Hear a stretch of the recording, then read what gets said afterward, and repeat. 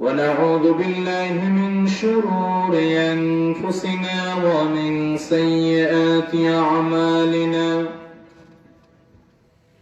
من يهده الله فلا مضل له ومن يضلله فلا هادي له ونشهد أن سيدنا وحبيبنا ومولانا محمدا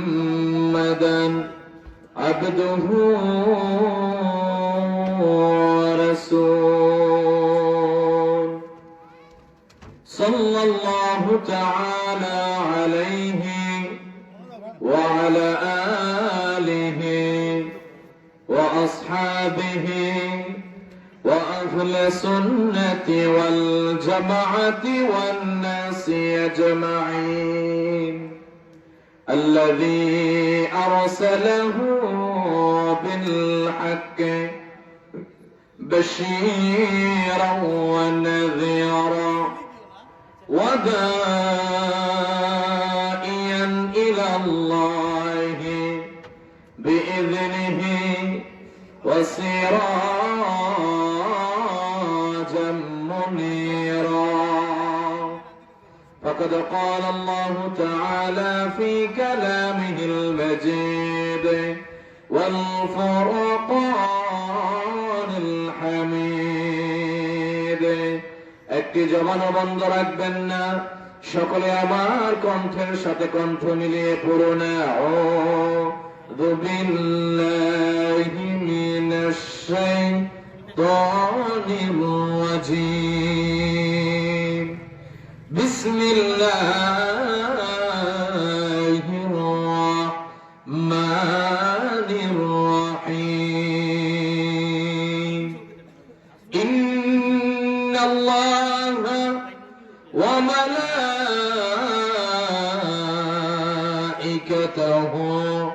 ইউসাল্লুনা আলান নবী ইয়া আইয়ুহাল্লাযীনা আমানু সাল্লু আলাইহি ওয়া সাল্লিমু তাসলিমা আল্লাহুম্মা সাল্লি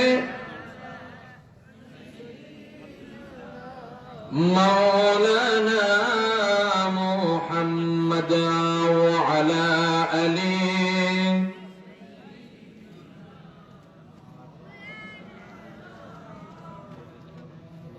ঘুমে ধরছে নাকি আপনাদের? জিন্দা আছেন তো সবাই? দেখি কে কে জিন্দা নাই তারা হাত তোলেন।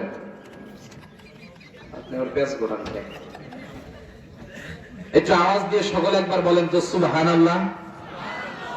হয় নাই আওয়াজ? লোক তো আপনারা অনেক, কিন্তু আওয়াজ অল্প। কিছুক্ষণ পরে আবার তাবারক আছে, টেনশনের দরকার নাই তো। আওয়াজ দিয়ে বলেন তো, আরেকটু আওয়াজ দিয়ে আলহামদুলিল্লাহ। আচ্ছা, আমাদের প্রত্যেকের জীবনে গুনাহ আছে কিনা? গুনাহ আছে তো? গুনাহের কথা স্মরণ করে আল্লাহকে ডাক দিয়ে একবার বলেন আল্লাহু আকবার। আমি রিকোয়েস্ট করব যে যেখানে আছেন আসবেন, ভিতরে এসে বসবেন। সময় যেহেতু হাতে অল্প, সময় নেই, আমরা কিছুক্ষণ পরে বিদায়ী মোনাজাত করব ইনশাআল্লাহ। বলেন প্রিয় উপস্থিতি, আমরা দুরূদ শরীফ পড়ছি। হাদিসটা সুনান আবু দাউদ দ্বিতীয় খণ্ড হাদিস নাম্বার 2041। আমার নবীজি সাল্লাল্লাহু আলাইহি ওয়াসাল্লাম ১৫০০ বছর আগে আমাদেরকে সুসংবাদ দিয়েছিলেন, মা মিন আহাদিন ইউসাল্লিমু আলাইয়া ইল্লা রাদ্দাল্লাহু আলাইয়া রূহি হাত্তা রুদ্দা আলাইহিস সালাম। উম্মত, আমি মুহাম্মদ সাল্লাল্লাহু আলাইহি ওয়াসাল্লাম এই দুনিয়া থেকে চলে যাওয়ার পর পৃথিবীর যে কোনো প্রান্ত থেকে আমার যে কোনো উম্মত যে কোনো সময় আনা মুহাম্মদ ইবনে আব্দুল্লাহ মুহাম্মদ সাল্লাল্লাহু আলাইহি ওয়াসাল্লামের প্রতি দুরূদ শরীফ পড়বে। সামিতু ওয়াজিবতু ওয়ারিফতু, আমি শুনবো, আমি চিনবো, আমি আমার নিজ জবান থেকে রওজা শরীফ থেকে উম্মতের দুরুদের সালামের জবাব দিব। হয় না? আরো আওয়াজ দিয়ে বলেন। দুরূদ শরীফ 40টা সিগা আপনি পড়তে পারেন। নামাজের দুরূদ শরীফ পড়তে পারেন, এই দুরূদ শরীফ পড়তে পারেন, যার যে দুরূদ শরীফ। তো আমরা এখন যে দুরূদ শরীফটা পড়ছি আমরা আরেকবার পড়ে নেই। আল্লাহুম্মা সাল্লি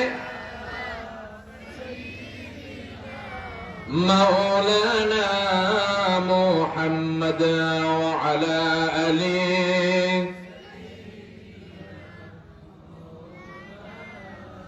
লা ইলাহা লা ইলাহা লা ইলাহা লা ইলাহা ইল্লাল্লাহু মুহাম্মাদুর রাসূলুল্লাহ সাল্লাল্লাহু তাআলা আলাইহি ওয়াসাল্লাম। স্বাধীন সার্বভৌম প্রিয় মাতৃভূমি বাংলাদেশের বিয়ানীবাজারের অন্তর্গত মাথিউরা রায়বাসী গ্রামের উদ্যোগে রায়বাসী গ্রামের সকল প্রবাসীদের অর্থায়নে আজকে নুরানি ইরফানি মোতাবাররাক মুনাওয়ার ওয়াজ ও দোয়া মাহফিলে সম্মানিত প্রধান অতিথি, যিনি কিছুক্ষণ পূর্বে আপনাদেরকে অত্যন্ত গুরুত্বপূর্ণ চমৎকার আলোচনা শোনাচ্ছিলেন, আমার শ্রদ্ধাভাজন ভাই, আন্তর্জাতিক খ্যাতি সম্পন্ন ইসলামিক আলোচক, জাতীয় কেরাত প্রতিযোগিতায় পুরস্কারপ্রাপ্ত হযরত মাওলানা কারি এম আব্দুল্লাহ আল মামুন সাহেব। আল্লাহ তাআলা ভাইকে কবুল আর মঞ্জুর করুক, আমিন বলবেন না? আজকের মাহফিলে আমন্ত্রিত উলামায়ে কেরামগণ, আমি সকলের নাম নিলাম না যেহেতু সময় স্বল্প। আয়োজনে রায়বাসী গ্রামবাসী, বিশেষ করে স্ত্রীদের মধ্যে অত্র এলাকার আমার শ্রদ্ধাভাজন মুরব্বিয়ান ইজাম, উলামায়ে কেরামগণ, আমার সামনে উপস্থিত আল্লাহ প্রেমিক, কোরআন প্রেমিক, নবী প্রেমিক, আমার সম্মানিত মুসল্লিয়ানে কেরাম, যে যেখান থেকে আমাদেরকে শুনছেন, ফেসবুক লাইভে যারা যুক্ত হয়েছে কিংবা হবেন, আমরা প্রত্যেককে মোবারকবাদ জানাচ্ছি। আমরা প্রত্যেককে নিয়ে সর্বপ্রথম এই কারণে আল্লাহর দরবারে শুকরিয়া আদায় করব যে আল্লাহ তাআলা আপনাকে আমাকে ইচ্ছে করলে আজকের 18 জানুয়ারি ঘড়িতে সময় 10:12 ঠিক এই মুহূর্তের মধ্যে সিলেট হসপিটালের মধ্যে ভর্তি অবস্থায় রাখতে পারতেন। আরে মাতো না কে রে বা হইছিনি বাসা জি হয় না, মোটামুটি শিখতেছি আর কি। তা আল্লাহ ইচ্ছে করলে আপনাকে আমাকে টিভি সেট, দোকানপাট, রাস্তাঘাট, কম্বলের নিচে রাখতে পারতেন। না না না না, আজকের মাহফিলটা তো প্রথম বাৎসরিক। এই প্রথম বাৎসরিক একটা মাহফিল, এত সুন্দর একটা অ্যারেঞ্জমেন্ট আল্লাহ তাআলা কবুল করেছেন। সহিহ বুখারীর হাদিস সাক্ষী, মাই ইউরিদিল্লাহু বিহি খাইরা ইউফাক্কিহু ফিদ্দীন। দ্বীন শিক্ষা করার জন্য কবুল করতে হয় একজনকে, তিনি কে? আমি জানি আপনার মাথিউরা এলাকার মধ্যে আপনারাই না, অনেক লোক আছে, কথা বলেন না কেন? সবাই আসতে পারে না, আসতে পারবে না, ইচ্ছে থাকলো। আল্লাহ তাআলা যাদেরকে কবুল করেছেন তারা এসেছেন। আসুন না, যে রব কবুল করেছেন সে রবের দরবারে কালিমাতুশ শুকর আদায় করে আমরা লাউডলি একবার বলি আলহামদুলিল্লাহ। বলুন রব্বানা লাকাল হামদ হামদান কাসীরান তাইয়্যিবান মুবারাকান ফীহি। দুরূদ ও সালাম পেশ করছি রহমাতাল লিল আলামিন, শাফিউল মুজনিবিন, সাইয়্যিদুল আম্বিয়া ওয়াল মুরসালিন, আফতাবে নবুওয়াত, শাহানশাহ রিসালাত, সরকারে দু আলম, মক্কার বাতি, মদিনার জ্যোতি, দা ওয়ান্ডার অফ দা ইউনিভার্স, আপনার আমার শাফাতের কান্ডারি মুহাম্মদুর রাসূল পড়ে নেই সাল্লাল্লাহু আলাইহি ওয়াসাল্লামের উপর। সেই নবীজির উম্মত যে আল্লাহ সুবহানাহু ওয়া তাআলা আমাদেরকে বিনা দরখাস্তে করেছেন, এজন্য আমরা আরেকবার বলবো আলহামদুলিল্লাহ। আমি কৃতজ্ঞতা জানাচ্ছি রায়বাসী গ্রামের ইন্তেজামিয়া কমিটিদেরকে, বিশেষ করে আমার শ্রদ্ধাভাজন স্যার মোহাম্মদ রুহুল আমিন স্যার, যিনি আমাকে এখানে ইনভাইট করেছেন।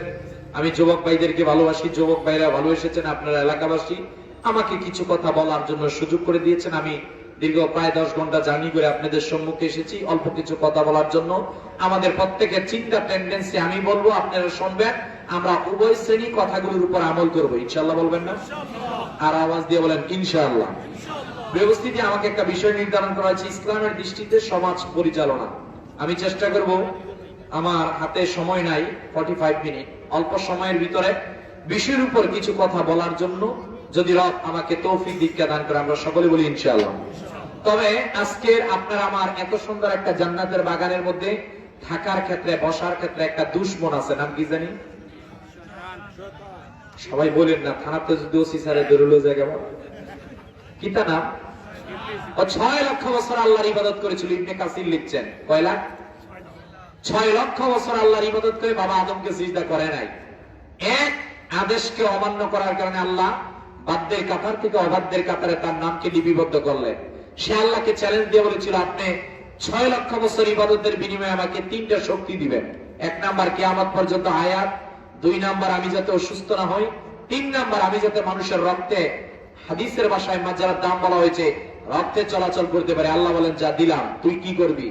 সে সেই দিন আল্লাহকে প্রকাশ্যভাবে চ্যালেঞ্জ করে বলেছিল, যে বনি আদমের কারণে আজকে আমি বাদ্যের কাতার থেকে অবাধ্যের কাতারে নামকে লিপিবদ্ধ করেছি, আমি দেখে নিব ওই বান্দাগুলো কিভাবে আপনার বাদ্যের কাতারে আসে। তো আজকে আপনারা এতগুলো মানুষ যে প্রথম এই মাহফিলটাকে সফল সার্থক করছেন, এ শয়তানটা আপনার আমার চারপাশে ঘুরপাক খাচ্ছে আপনাকে আমাকে বাড়ির মধ্যে নেওয়ার জন্য। আমরা শয়তানকে দূরীভূত করার জন্য সকলে সম্মিলিত প্রচেষ্টায় একটা তাকবীর দিব, নারে তাকবীর। রোজা রাখছিলেন মনে হয় না, নাকি সাউন্ড ঠিক আছে? ঠান্ডা লেগে গেছে? না না না, নির্বাচন আল্লাহ রেখে দিয়েছে, আমি বলছি দিয়ে নির্বাচনের সময়, আমি তো রাজনীতি ব্যক্তি নয়, ওইটা আপনার বিষয়, কিন্তু আপনার তাকবীরটা যদি ইসলামের পক্ষে হয়, আপনার তাকবীরটা যদি কোরআনের পক্ষে হয়, আপনার তাকবীরটা যদি রাসূলুল্লাহ সাল্লাল্লাহু আলাইহি ওয়াসাল্লামের পক্ষে হয়, এই তাকবীরই কাল কিয়ামতের ময়দানে আমাদের কারো কারো জন্য নাজাতের জরিয়া হয়ে যেতে পারে। কথা বলেন ঠিক কিনা? এজন্য আরেকটু আওয়াজ দিয়ে নারে তাকবীর। আল্লাহ আমাদেরকে কবুল করুক, সকলে বলেন আমিন। বিসমিল্লাহির রহমানির রহিম। লাকাদ কানা লাকুম ফি রাসূলিল্লাহি উসওয়াতুন হাসানাতুল লিমান কানা ইয়ারজুল্লাহা ওয়াল ইয়াউমাল আখির ওয়া যাকারাল্লাহা কাসীরা। কোরআনুল কারীমের সূরা আহজাবের মধ্যে আমার আল্লাহ গোটা পৃথিবীর মানুষদেরকে একটা মেসেজ দিলেন যে পৃথিবীর মানুষ, তোমরা যারা আখিরাতে বিশ্বাসী, পৃথিবীর মানুষ তোমরা যারা আল্লাহতে বিশ্বাসী, পৃথিবীর মানুষ তোমরা যারা অধিক হারে আল্লাহর জিকির করো, এই তিন সিফাত বৈশিষ্ট্য মানুষদেরকে আল্লাহ ডাক দিয়া বলছেন, নিশ্চয়ই তোমাদের জন্য আমার হাবিব মুহাম্মদ সাল্লাল্লাহু আলাইহি ওয়াসাল্লামের জীবনের মধ্যে রয়েছে উত্তম আদর্শ। মুহাম্মদ সাল্লাল্লাহু আলাইহি ওয়াসাল্লাম তোমাদের জন্য অনুকরণীয়, অনুসরণীয়, তোমাদের জন্য আইডল। বলেন সুবহানাল্লাহ। প্রিয় উপস্থিতি, আমরা বর্তমান যে সময়টার মধ্যে বসবাস করছি, এই সময়টাকে বলা হয় the age of science and technology. এটা বিজ্ঞানের যুগ। কিসের যুগ? 19,69,50,000 বর্গ মাইলে ছোট্ট এক পৃথিবীর মধ্যে আপনি বসবাস করছেন। 232টি রাষ্ট্র, 2025 সালে 9.25 কোটি মানুষ এই পৃথিবীর মধ্যে রয়েছে। হিন্দু, বৌদ্ধ, খ্রিস্টান, কনফুসিয়াস, 4,500 ধর্মের লোক এই পৃথিবীর মধ্যে আছে। আপনি যদি আপনার মোবাইলের ভিতরে সার্চ দেন যে পৃথিবীর মধ্যে শ্রেষ্ঠ কে, এই গুগল আপনাকে বলবে ধর্মীয় বাবু ভাই, বাবু প্লিজ, সময় অল্প, কথা বলা যাবে, ডানে বামে কেউ কথা বলবেন, আমার সময় অল্প। শুধু ঢাকা থেকে এসেছি, যদি মেসেজ না দিতে পারি তাহলে আমার এই আশাটা ব্যর্থ। কথা বলেন না কেন? এজন্য একটু মনোযোগ দিয়ে বলবেন। আমরা আবার গতানুগতিক কথা বলি না, কথা যেগুলো আমাকে বিষয় দেওয়া হয়েছে টপিকের উপরে কিছু কথা বলবো। বলেন ইনশাআল্লাহ। যে আপনি গুগলের ভিতরে সার্চ দিবেন যে পৃথিবীর শ্রেষ্ঠ কে, গুগল বলবে ধর্মীয়গত দিক থেকে গুরু নানক, রাধাকৃষ্ণ, গৌতম বুদ্ধ, রামায়ণ, এরা ধর্মীয়গত দিক থেকে শ্রেষ্ঠ। আপনি যদি বলেন রাষ্ট্র নিয়ে কথা বলে পৃথিবীর মধ্যে শ্রেষ্ঠ কে, গুগল আপনাকে বলবে সক্রেটিস, প্লেটো, অ্যারিস্টটল, এই রকমের লেনিন, স্ট্যালিনের কথা। আপনি যদি বলেন পৃথিবীর মধ্যে জ্ঞান নিয়ে কথা বলে পৃথিবীর মানুষদের কাছে স্মরণীয় হয়ে আছে কে, গুগল আপনাকে বলবে আইনস্টাইনের কথা। যে আইনস্টাইনের E=mc² সূত্র দিয়ে পৃথিবী চলে, every action has a reaction দিয়ে পৃথিবী চলে না। আমি কেন বললাম, বলার আমার একটা উদ্দেশ্য আছে।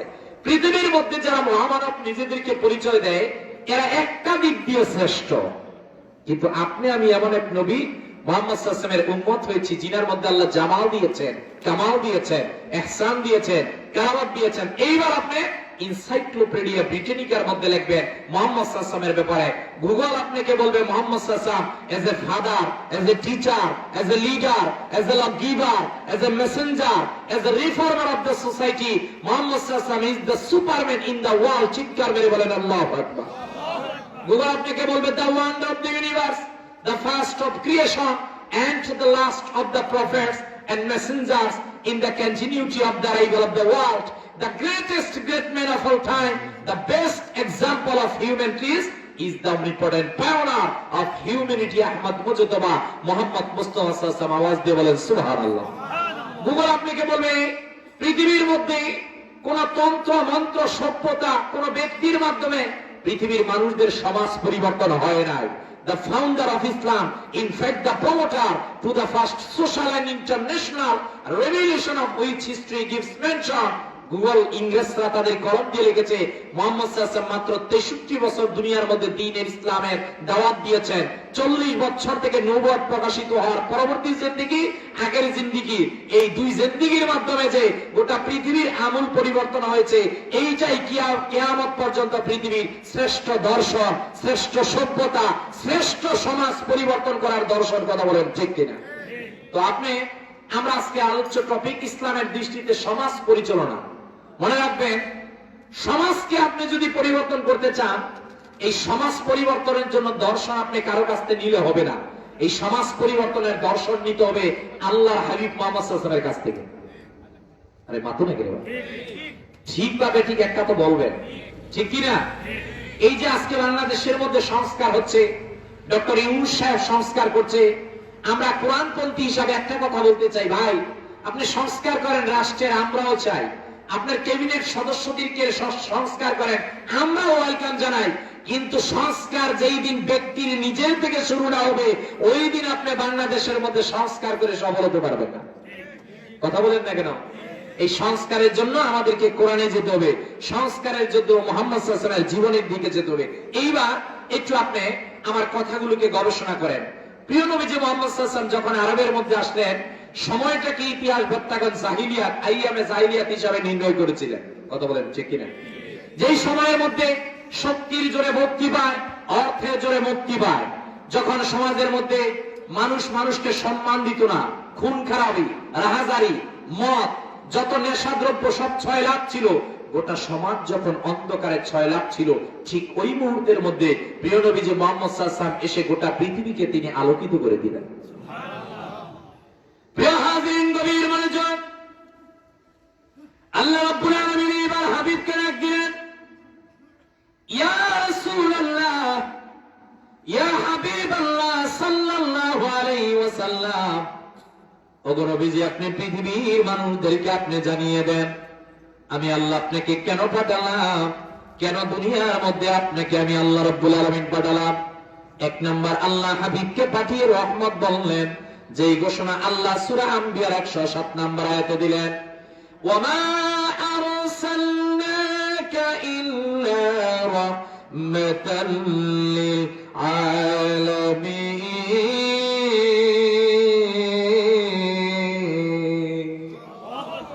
আল্লাহ রাব্বুল আলামিন বললেন, ওগো হাবিব, পৃথিবীর মানুষদেরকে আপনি মেসেজ দেন, আমি আল্লাহ রাব্বুল আলামিন এই পৃথিবীর মধ্যে আমি আল্লাহ আপনাকে রহমত হিসাবে পাঠালাম। আরেক জায়গায় আল্লাহ বললেন, ওয়ামা আরসালনাকা ইল্লা কাফাতাল লিন-নাসি বাশীরাও ওয়া নাযীরা ওয়ালাকিন্না আকসারান নাসি লা ইয়ালামুন। এইভাবে আল্লাহ রাব্বুল আলামিন হাবিবের মর্যাদার কথা বললেন। চূড়ান্তভাবে আমার আল্লাহ গোটা পৃথিবীর মানুষদেরকে একটা মেসেজ দিলেন, লাকাদ কানা লাকুম ফি রাসূলিল্লাহি উসওয়াতুন হাসানাতুন লিমান কানা ইয়ারজুল্লাহা ওয়াল ইয়াউমাল আখিরা ওয়া যাকারাল্লাহা কাসীরা। আবার আল্লাহ চূড়ান্তভাবে ডাক দিয়ে বললেন, ও হাবিব, तमाम পৃথিবীর মানুষদেরকে আপনি জানিয়ে দেন, যারা আখিরাতে বিশ্বাস করে, যারা আমি আল্লাহতে বিশ্বাস করে, যারা আমি আল্লাহর জিকিরে বিশ্বাস করে, আপনি তাদের জন্য, গোটা পৃথিবীর মানুষদের জন্য আইডল হিসাবে এই দুনিয়ার মধ্যে আমি আল্লাহর পক্ষ থেকে প্রেরিত হয়েছেন। বলেন সুবহানাল্লাহ।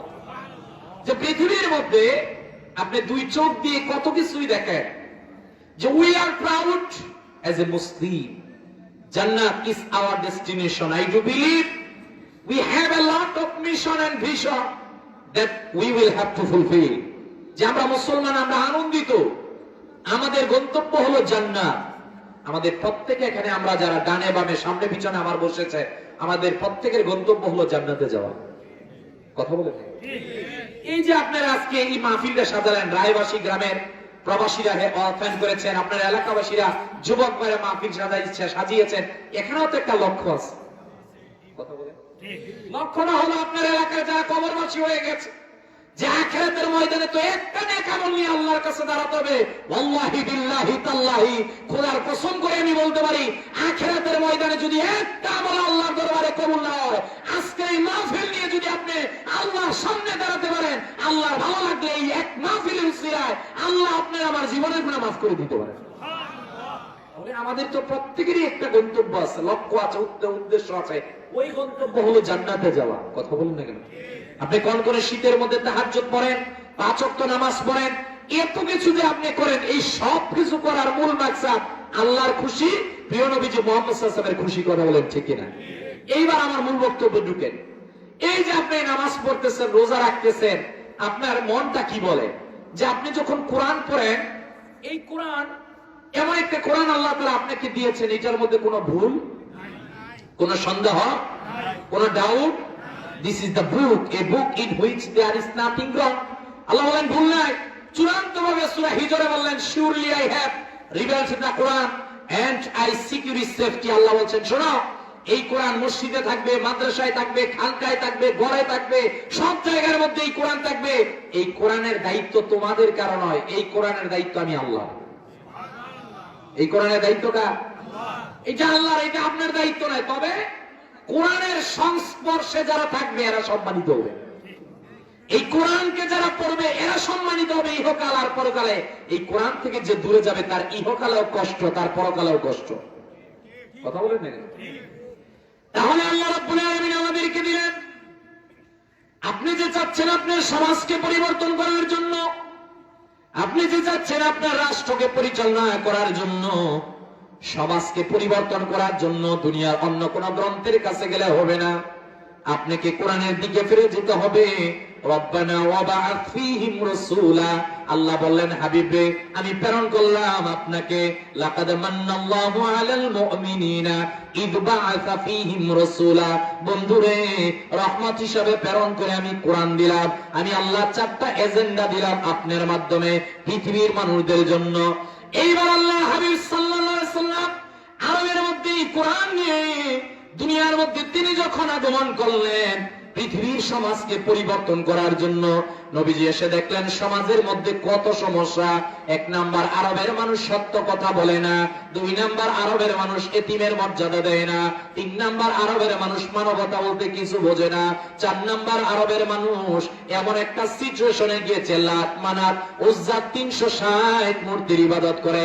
এইবার নবীজি যখন দুনিয়ার মধ্যে আগমন করলেন, তাম পৃথিবীর মানুষদেরকে আমার আল্লাহ ওহীর ভাষায় ডাক দিয়ে বললেন, ওগো হাবিব মুহাম্মদ সাল্লাল্লাহু আলাইহি ওয়াসাল্লাম, 1 নাম্বার আপনার সমাজবাসীদেরকে জানায় দেন, তারা যদি সমাজকে পরিবর্তন করতে চায় তাদেরকে এই কথার উপর দৃঢ়স্থির থাকতে হবে, there is no God but Allah and Hazrat Muhammad সাল্লাল্লাহু আলাইহি ওয়াসাল্লাম is his best and last messenger. আপনি তাদেরকে এমন এক প্রথম দাওয়াত দেন যে তারা সকলে বলবে এখন থেকে আর লাত মানাত উজ্জাতের ইবাদত করি না, এখন থেকে ইবাদত করতে হবে একজনের। তিনি কে? আল্লাহ। বলবেন না তিনি কে? আল্লাহ। এই জমিন একজনের, তিনি কে? আল্লাহ। আমার হায়াত, রিজিক, মউত সব কিছুর মালিক আমার আল্লাহ। আমার সন্তান দরকার হলে আমি মাজারের কাছে চাবো না, আমার কোনো কিছু দরকার হলে গাছের কাছে চাবো না, আমার কোনো কিছু যদি প্রয়োজন হয় আমি আমার রবের কাছেই চাবো, কারণ আমার রবই আমাকে সবকিছু দিতে পারে। কথা বলেন না? রব ছাড়া মুসলিমদের অন্য কেউ নাই। কথা বলেন। সাম্প্রতিক সময়ে আপনারা দেখেছেন ইউনাইটেড স্টেটস অফ আমেরিকা, আমেরিকার লস অ্যাঞ্জেলসের ঘটনা আপনারা সবাই জানেন, দাবানল। কথা বলেন না কেন? পৃথিবীর যত প্রযুক্তি আছে এই দাবানলের আগুনকে তারা দমানোর জন্য চেষ্টা করতেছে, কিন্তু দাবানলকে বন্ধ করতে পারছে না। কথা বলেন না কেন? এই আমেরিকার ইতিহাস আমরা জানি। ইউনাইটেড স্টেটস অফ আমেরিকা, আমরা কারো গীবত করছি না, কিন্তু তারা ইরাককে ধ্বংস করেছে, এরা আফগানিস্তানকে ধ্বংস করেছে, এরা ফিলিস্তিনকে ধ্বংস করেছে, এরা পৃথিবীর যেই জায়গায় গিয়েছে ওই জায়গার মধ্যে পৃথিবীর মুসলিমদেরকে তারা শান্তির মধ্যে থাকতে দেয় নাই। এরা পৃথিবীর মুসলিমদের ঘরে আগুন জ্বালিয়েছে, আল্লাহ আজকে তাদের ঘরে এমন এক আগুন জ্বালিয়েছে যে আগুন দমানোর ক্ষমতা পৃথিবীর কারো নাই। কথা বলেন না কেন? না না না, আমি কারো গীবত করার জন্য বলছি না, আমি বাস্তবতা বোঝানোর জন্য বলছি। এরা শুধু চেয়েছে মুসলিমদেরকে হত্যা, যেখানে এখানে এদের মানবতা মানবাধিকারের কথা নাই, একবারও তারা কথা বলে না। মুসলিমদেরকে পাখির মতো গুলি করে হত্যা করো, এদের জবান দিয়ে কোনো কথা আসে না। আর যখন একজন খ্রিস্টানে লাগে তখন তাদের মানবতা। কথা বলেন না কেন? না না ভাই, মানবতা মানবাধিকার তাদের কাছে শিক্ষা করলে হবে না, মানবতা মানবাধিকার কোরআন থেকে শিখতে হবে। কথা বলেন না কেন? এইবার আমার নবীজি সাল্লাল্লাহু আলাইহি ওয়াসাল্লাম ঘুণে ধরা একটা সমাজকে নবীজি গঠন করা শুরু করলেন। প্রিয় নবীজি মুহাম্মদ সাল্লাল্লাহু আলাইহি ওয়াসাল্লাম 1 নাম্বার সমাজকে পরিচালনা করলেন তাওহীদ আর রিসালাতের দাওয়াত দিয়ে। আল্লাহর হাবিব সাল্লাল্লাহু আলাইহি ওয়াসাল্লাম আরবের মধ্যে যেই দিন নবুয়ত প্রকাশিত হলেন, আরববাসীদেরকে ডাক দিয়ে বলেন, শোনো রে, তোমাদেরকে জানিয়ে দিলাম কুল্লা ইলাহা ইল্লাল্লাহ, বলো তোমরা লা ইলাহা ইল্লাল্লাহর স্লোগান, মুহাম্মদ সাল্লাল্লাহু আলাইহি ওয়াসাল্লামের রিসালাতের স্লোগান তোমরা দাও। আল্লাহর হাবিব সাল্লাল্লাহু আলাইহি ওয়াসাল্লাম প্রথম জিন্দেগীর মধ্যে তিনি কিভাবে সমাজকে পরিবর্তন করলেন। আল্লাহর হাবিব সাল্লাল্লাহু আলাইহি ওয়াসাল্লাম ছোট্ট থেকে তিনি এমন একটা আদর্শকে দাঁড় করালেন। আল্লাহর হাবিব সাল্লাল্লাহু আলাইহি ওয়াসাল্লাম কখনো মিথ্যা কথা বলেন নাই। কথা কোন আগে সমাজকে পরিবর্তন করার 1 নাম্বার নবী সাল্লাল্লাহু আলাইহি ওয়াসাল্লামের প্রথম 40 বছরের থিওরি থেকে যেইটা গ্রহণ করতে হবে, আমাদেরকে কোন মুসলিমের সন্তান মিথ্যা কথা বলতে পারে না। কথা বলেন না কেন? ইউ আর দ্য গ্রেটেস্ট উম্মাহ অল ওভার দ্য নেশন। আল্লাহ বলেন পৃথিবীর সব জাতির মাঝখানে আমি আল্লাহ তোমাদেরকে শ্রেষ্ঠ জাতি ঘোষণা করলাম। সুতরাং শ্রেষ্ঠ জাতির বৈশিষ্ট্য, এরা মিথ্যা কথা বলবে না, এরা চুরি করবে না, এরা গীবত করবে না, এরা ডাকাতি করবে না, এরা অপর মানুষের অকল্যাণ কামে হবে না। মুসলিমদের বৈশিষ্ট্য, উম্মতে মুহাম্মাদীদের 1 নাম্বার বৈশিষ্ট্য হলো এরা সত্যের পক্ষে থাকবে। কথা বলেন। আমাদের মুসলমানদের মধ্যে চুরি আছে না? কথা বলেন। ডাকাতি আছে না? 20 দিন আগে প্রায় আমারই ডাকাত ধরে লেছে 11 ডাকাত, একটা না দুইটা না। আমার ড্রাইভারে গলায় চুরি ডেরে। আমি মাহফিল থেকে ফিরছি ব্রাহ্মণবাড়িয়া থেকে, আমার হাদিয়া আমি যেগুলো ফার্স্টেই দিয়ে দিলাম, নেন, দরকার নেই গ্লাসে আঘাত করে না গাড়িতে, কারণ ড্রাইভার তো আরেক মানুষ, আমার তো আর গাড়ি না। তো ও আমার হাদিয়ার টাকা আমার সামনে গোনা শুরু করছে। হাদিয়া গুনে আমাকে 2000 টাকা দিয়ে আমরা ডাকাত দলের লাই দোয়া করে। মাশাআল্লাহ, খুশি হয়েছে ভাই। হ্যাঁ, আমি চিন্তা করলাম এগুলাই কি দোয়া করবো, এগুলাই যদি দোয়া করি আল্লাহ এখন আমার ডাকাতি যাতে আরো ভালো হয়, আমার ইমান থাকবো। পরে আমি খোঁজ খবর নিয়ে দেখলাম ডাকাত যারা, এদের কারো পিতা মসজিদের মুয়াজ্জিন। নাউজুবিল্লাহ। তো কোন সমাজে আমরা থাকছি যে মুসলিমের সন্তান হুজুরও তো নিরাপদ না? ডাকাত হলো লোক ভালো আর কি, মানে আমার টাকাটাই আমার সামনে গুনতেছে, আমারই 2000 টাকা দিয়ে কইতেছে দোয়া করে, ও আছে হুজুরের কাছে কিছু দোয়া নেই, এরকম আর নাউজুবিল্লাহ বলবেন না। তো এই সমাজকে কেমনে পরিবর্তন করব? এখন আমাদেরকে গোড়ায় হাত দিতে হবে, গোড়ায়। কথা বলেন না কেন? এখন শুধু শুনলে হবে না, এখন সময় এসেছে 2025 সালে, এখন সময় এসেছে আমল করার। আপনি রাগ করবেন না, I am sorry to say, আমি কাউকে কষ্ট দেওয়ার জন্য বলছি না। বাংলাদেশে প্রতি বছর 6 লাখ মাহফিল হয়। কয় লাখ? একটা না দুইটা না, ইসলামী ফাউন্ডেশনের রিপোর্ট 6 লক্ষ মাহফিল হয়। তো এত মাহফিল হচ্ছে, এত কিছু হচ্ছে, আমার মসজিদে ফজরের নামাজে কেন 3 জন? Thank you. তো আমি বলছি ভাই, আপনি রাগ করবেন না, আমার জুমার দিন মসজিদের মতো মসজিদ ভর্তি, মসজিদের সভাপতি সাহেব ঘোষণা দিচ্ছে আপনাদের সন্তানদেরকে প্রবাস থেকে বলবেন টাকা বাড়াতে, মসজিদে দোতলা করতে হবে। মসজিদে জুমার সময় সংকলন হচ্ছে না। আমার প্রশ্ন হলো যে জুমার যেমন নামাজের সময় মসজিদ এত মুসল্লি, আমার মুসল্লির অভাব নাই, ফজরের সময় কেন 3 জন? যেই নামাজের উপর ফজরের নামাজ ফরজ ছিল তাদের উপর তো জুমার নামাজ ফরজ, তাহলে ফজরে যে 3 জন, আপনি কেমন করে সমাজে শান্তি বুঝেন? কথা বলেন না কেন? আমি কষ্ট দেওয়ার জন্য বলছি না, আমি বর্তমান প্রেক্ষাপট নিয়ে বলছি ভাই। আল্লাহ, আমি বলছি ভাই, 900 কোটি মানুষ যদি আপনার পক্ষে থাকে, আমার আল্লাহ যদি আপনার বিপক্ষে থাকে, 900 কোটি মানুষ আপনার কোনো উপকার করতে পারবে না। এজন্য এখন একটা বিপ্লব দরকার, নামাজের বিপ্লব। কথা বলেন না কেন? আমার ফজরের সময় আমার মা চাচিরা স্বামীকে মসজিদে বাড়াবে, মা চাচিরা ঘুম থেকে জাগ্রত ইয়াসিন শরীফ পড়ে আমার ঘরের মধ্যে চুলা জ্বালাতে যাবে বিসমিল্লাহ বলে। এই আন্দোলন যখন শুরু হবে, ওই ঘরে আল্লাহ রহমত দিবেন। কথা বলেন।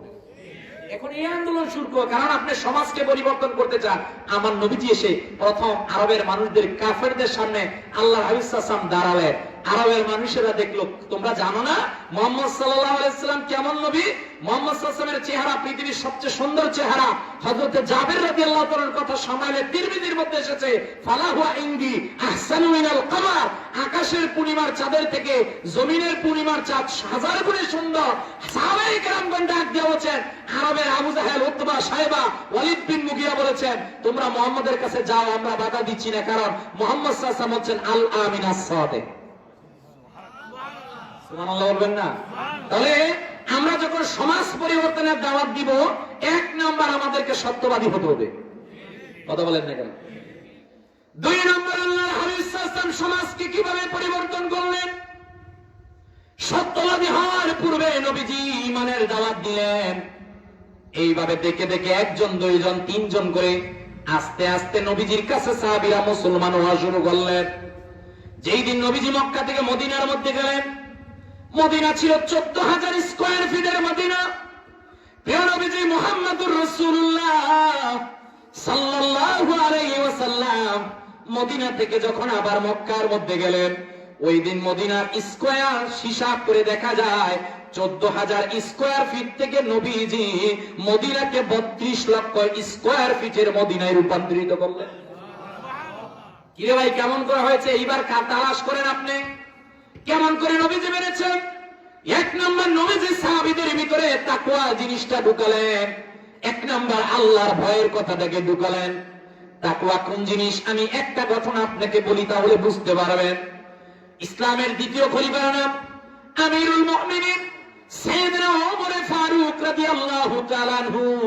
তিনি যখন রাষ্ট্রীয় ক্ষমতার মধ্যে অধিষ্ঠিত ছিলেন, হযরত আমিরুল মুমিনিন ওমর রাদিয়াল্লাহু তাআলা আনহুর নীতি ছিল, তিনি যখন কোন মানুষকে পেতেন পরীক্ষা করতেন। একবার তিনি বিশাল আরবের মরুপ্রান্তর দিয়ে হেঁটে হেঁটে যাচ্ছিলেন। হঠাৎ করে তিনি দেখলেন বিশাল বড় একটা বকরির পাল দেখা যায়। আমিরুল মুমিনিন বকরির পালের কাছে গেলেন, গিয়ে খোঁজাখুঁজি করলেন এখানে কে দায়িত্বশীল আছে। তিনি ওই জায়গার মধ্যে গিয়ে দেখলেন একটা রাখাল ওই জায়গার মধ্যে দাঁড়িয়ে আছে। হযরত ওমর রাদিয়াল্লাহু তাআলা গিয়ে বলেন, ভাইরে, আমি তো এই দিক দিয়ে যাচ্ছিলাম, আমার কাছে কোনো খাবার নাই, তুমি যদি আমাকে কোনো খাবার দিতে তাহলে আমার হেল্প হতো। আমার গলার মধ্যে প্রচন্ড তৃষ্ণা, তুমি যদি তৃষ্ণা নিবারণের জন্য কোনো পানি দিতে আমার অনেক হেল্প হতো। আর রাখালটা ডাক দিয়ে বলেন, না গো ভাই, আমি যে আপনাকে দিব দেওয়ার মতো কোনো কিছু নাই। আমিরুল মুমিনিন সাইয়েদনা ওমর বলেন, আমি তাকে পরীক্ষা করার জন্য বললাম, এ রাখাল, বিশাল বড় মরু প্রান্তরের মধ্যে তুমি আর আমি ছাড়া এখানে কেউ নাই। এই যে তোমার একটা বিশাল বকরির পাল আছে, এই বকরির পাল থেকে তুমি আমাকে একটা বকরি দাও, কেউ দেখবে না, দুনিয়ার কেউ নাই। তোমার মহাজন যদি বলে বকরিগুলো কোথায় গেল, একটা বকরি কেন নাই, তুমি বলবা রাখাল নিয়ে গিয়েছিল, এই কজত তুমি দেখাতে পারবা। ওই ব্যক্তি না আমিরুল মুমিনিন সাইয়েদনা ওমরকে ডাকতে বলেন, ও অনাগন্তুক ব্যক্তি শাহজাদা, আমি আপনাকে চিনি নাই, আপনি কোন ব্যক্তি আমি জানি না। সাইয়েদনা ওমরকে রাখাল চিনে নাই। ওমর রাদিয়াল্লাহু তাআলা রাখালকে চিন্তা করলেন যে দেখি তার ঈমান কতটুক, তার তাকওয়া কতটুক, তার ভিতরে আল্লাহর ভয় কতটুক। ওই রাখাল ডাক দিয়া বললেন, ইয়া ইবনুল মালিক ফাআইনা আল্লাহ, আপনি যে আজকে বিশাল মরু প্রান্তরের মধ্যে বললেন আপনাকে একটা বকরি আমার কাছ থেকে দেওয়ার জন্য আপনি বললেন, দুনিয়ার কেউ দেখবে না, দেখবে না, দেখবে না, আপনাকে একটা কথা বললাম, দুনিয়ার সকলের চোখকে ফাঁকি দেওয়া যায়, কিন্তু একজনের চোখকে ফাঁকি দেওয়া যায় না, তিনি কে? হয় না? আরো আওয়াজ দিয়ে বলেন।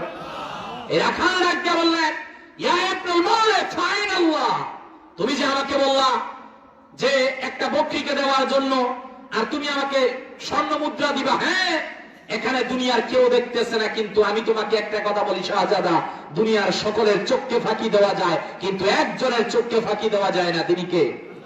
আসতে বলবেন না, তিনি কে? এই এক তাকওয়া যদি আমার দেশের মেম্বার, চেয়ারম্যান, ক্যাবিনেট, প্রধানমন্ত্রী, প্রেসিডেন্ট, রাষ্ট্রের সর্বোচ্চ ব্যক্তি পর্যন্ত থাকতো, তাহলে সোনার বাংলাদেশের মধ্যে একটা দুর্নীতিবাজকেও খুঁজে পাওয়া যেত না। কথা বলেন না কেন? কারণ ও যখন সিগনেচার দিতে যেত, যে এক সিগনেচারে কোটি কোটি টাকা নেওয়া যায়, ও যখন সিগনেচার দিয়ে আত্মসাৎ করতে যাবে, দুর্নীতি করতে যাবে, তার ভিতরে কে জানি ধাক্কা দিয়ে বলবে, এই তুমি যে কলমের সিগনেচার দিয়ে আজকে দুর্নীতি করছো, তুমি সকলের চোখ ফাঁকি দিতে পারবা, কিন্তু আল্লাহর চোখকে তুমি ফাঁকি দিতে পারবা না। আল্লাহ রোশন হলে যদি তুমি একবার পড়ে যাও, তোমার দুনিয়া আখিরাত বরবাদ। কথা বলেন ঠিক কিনা?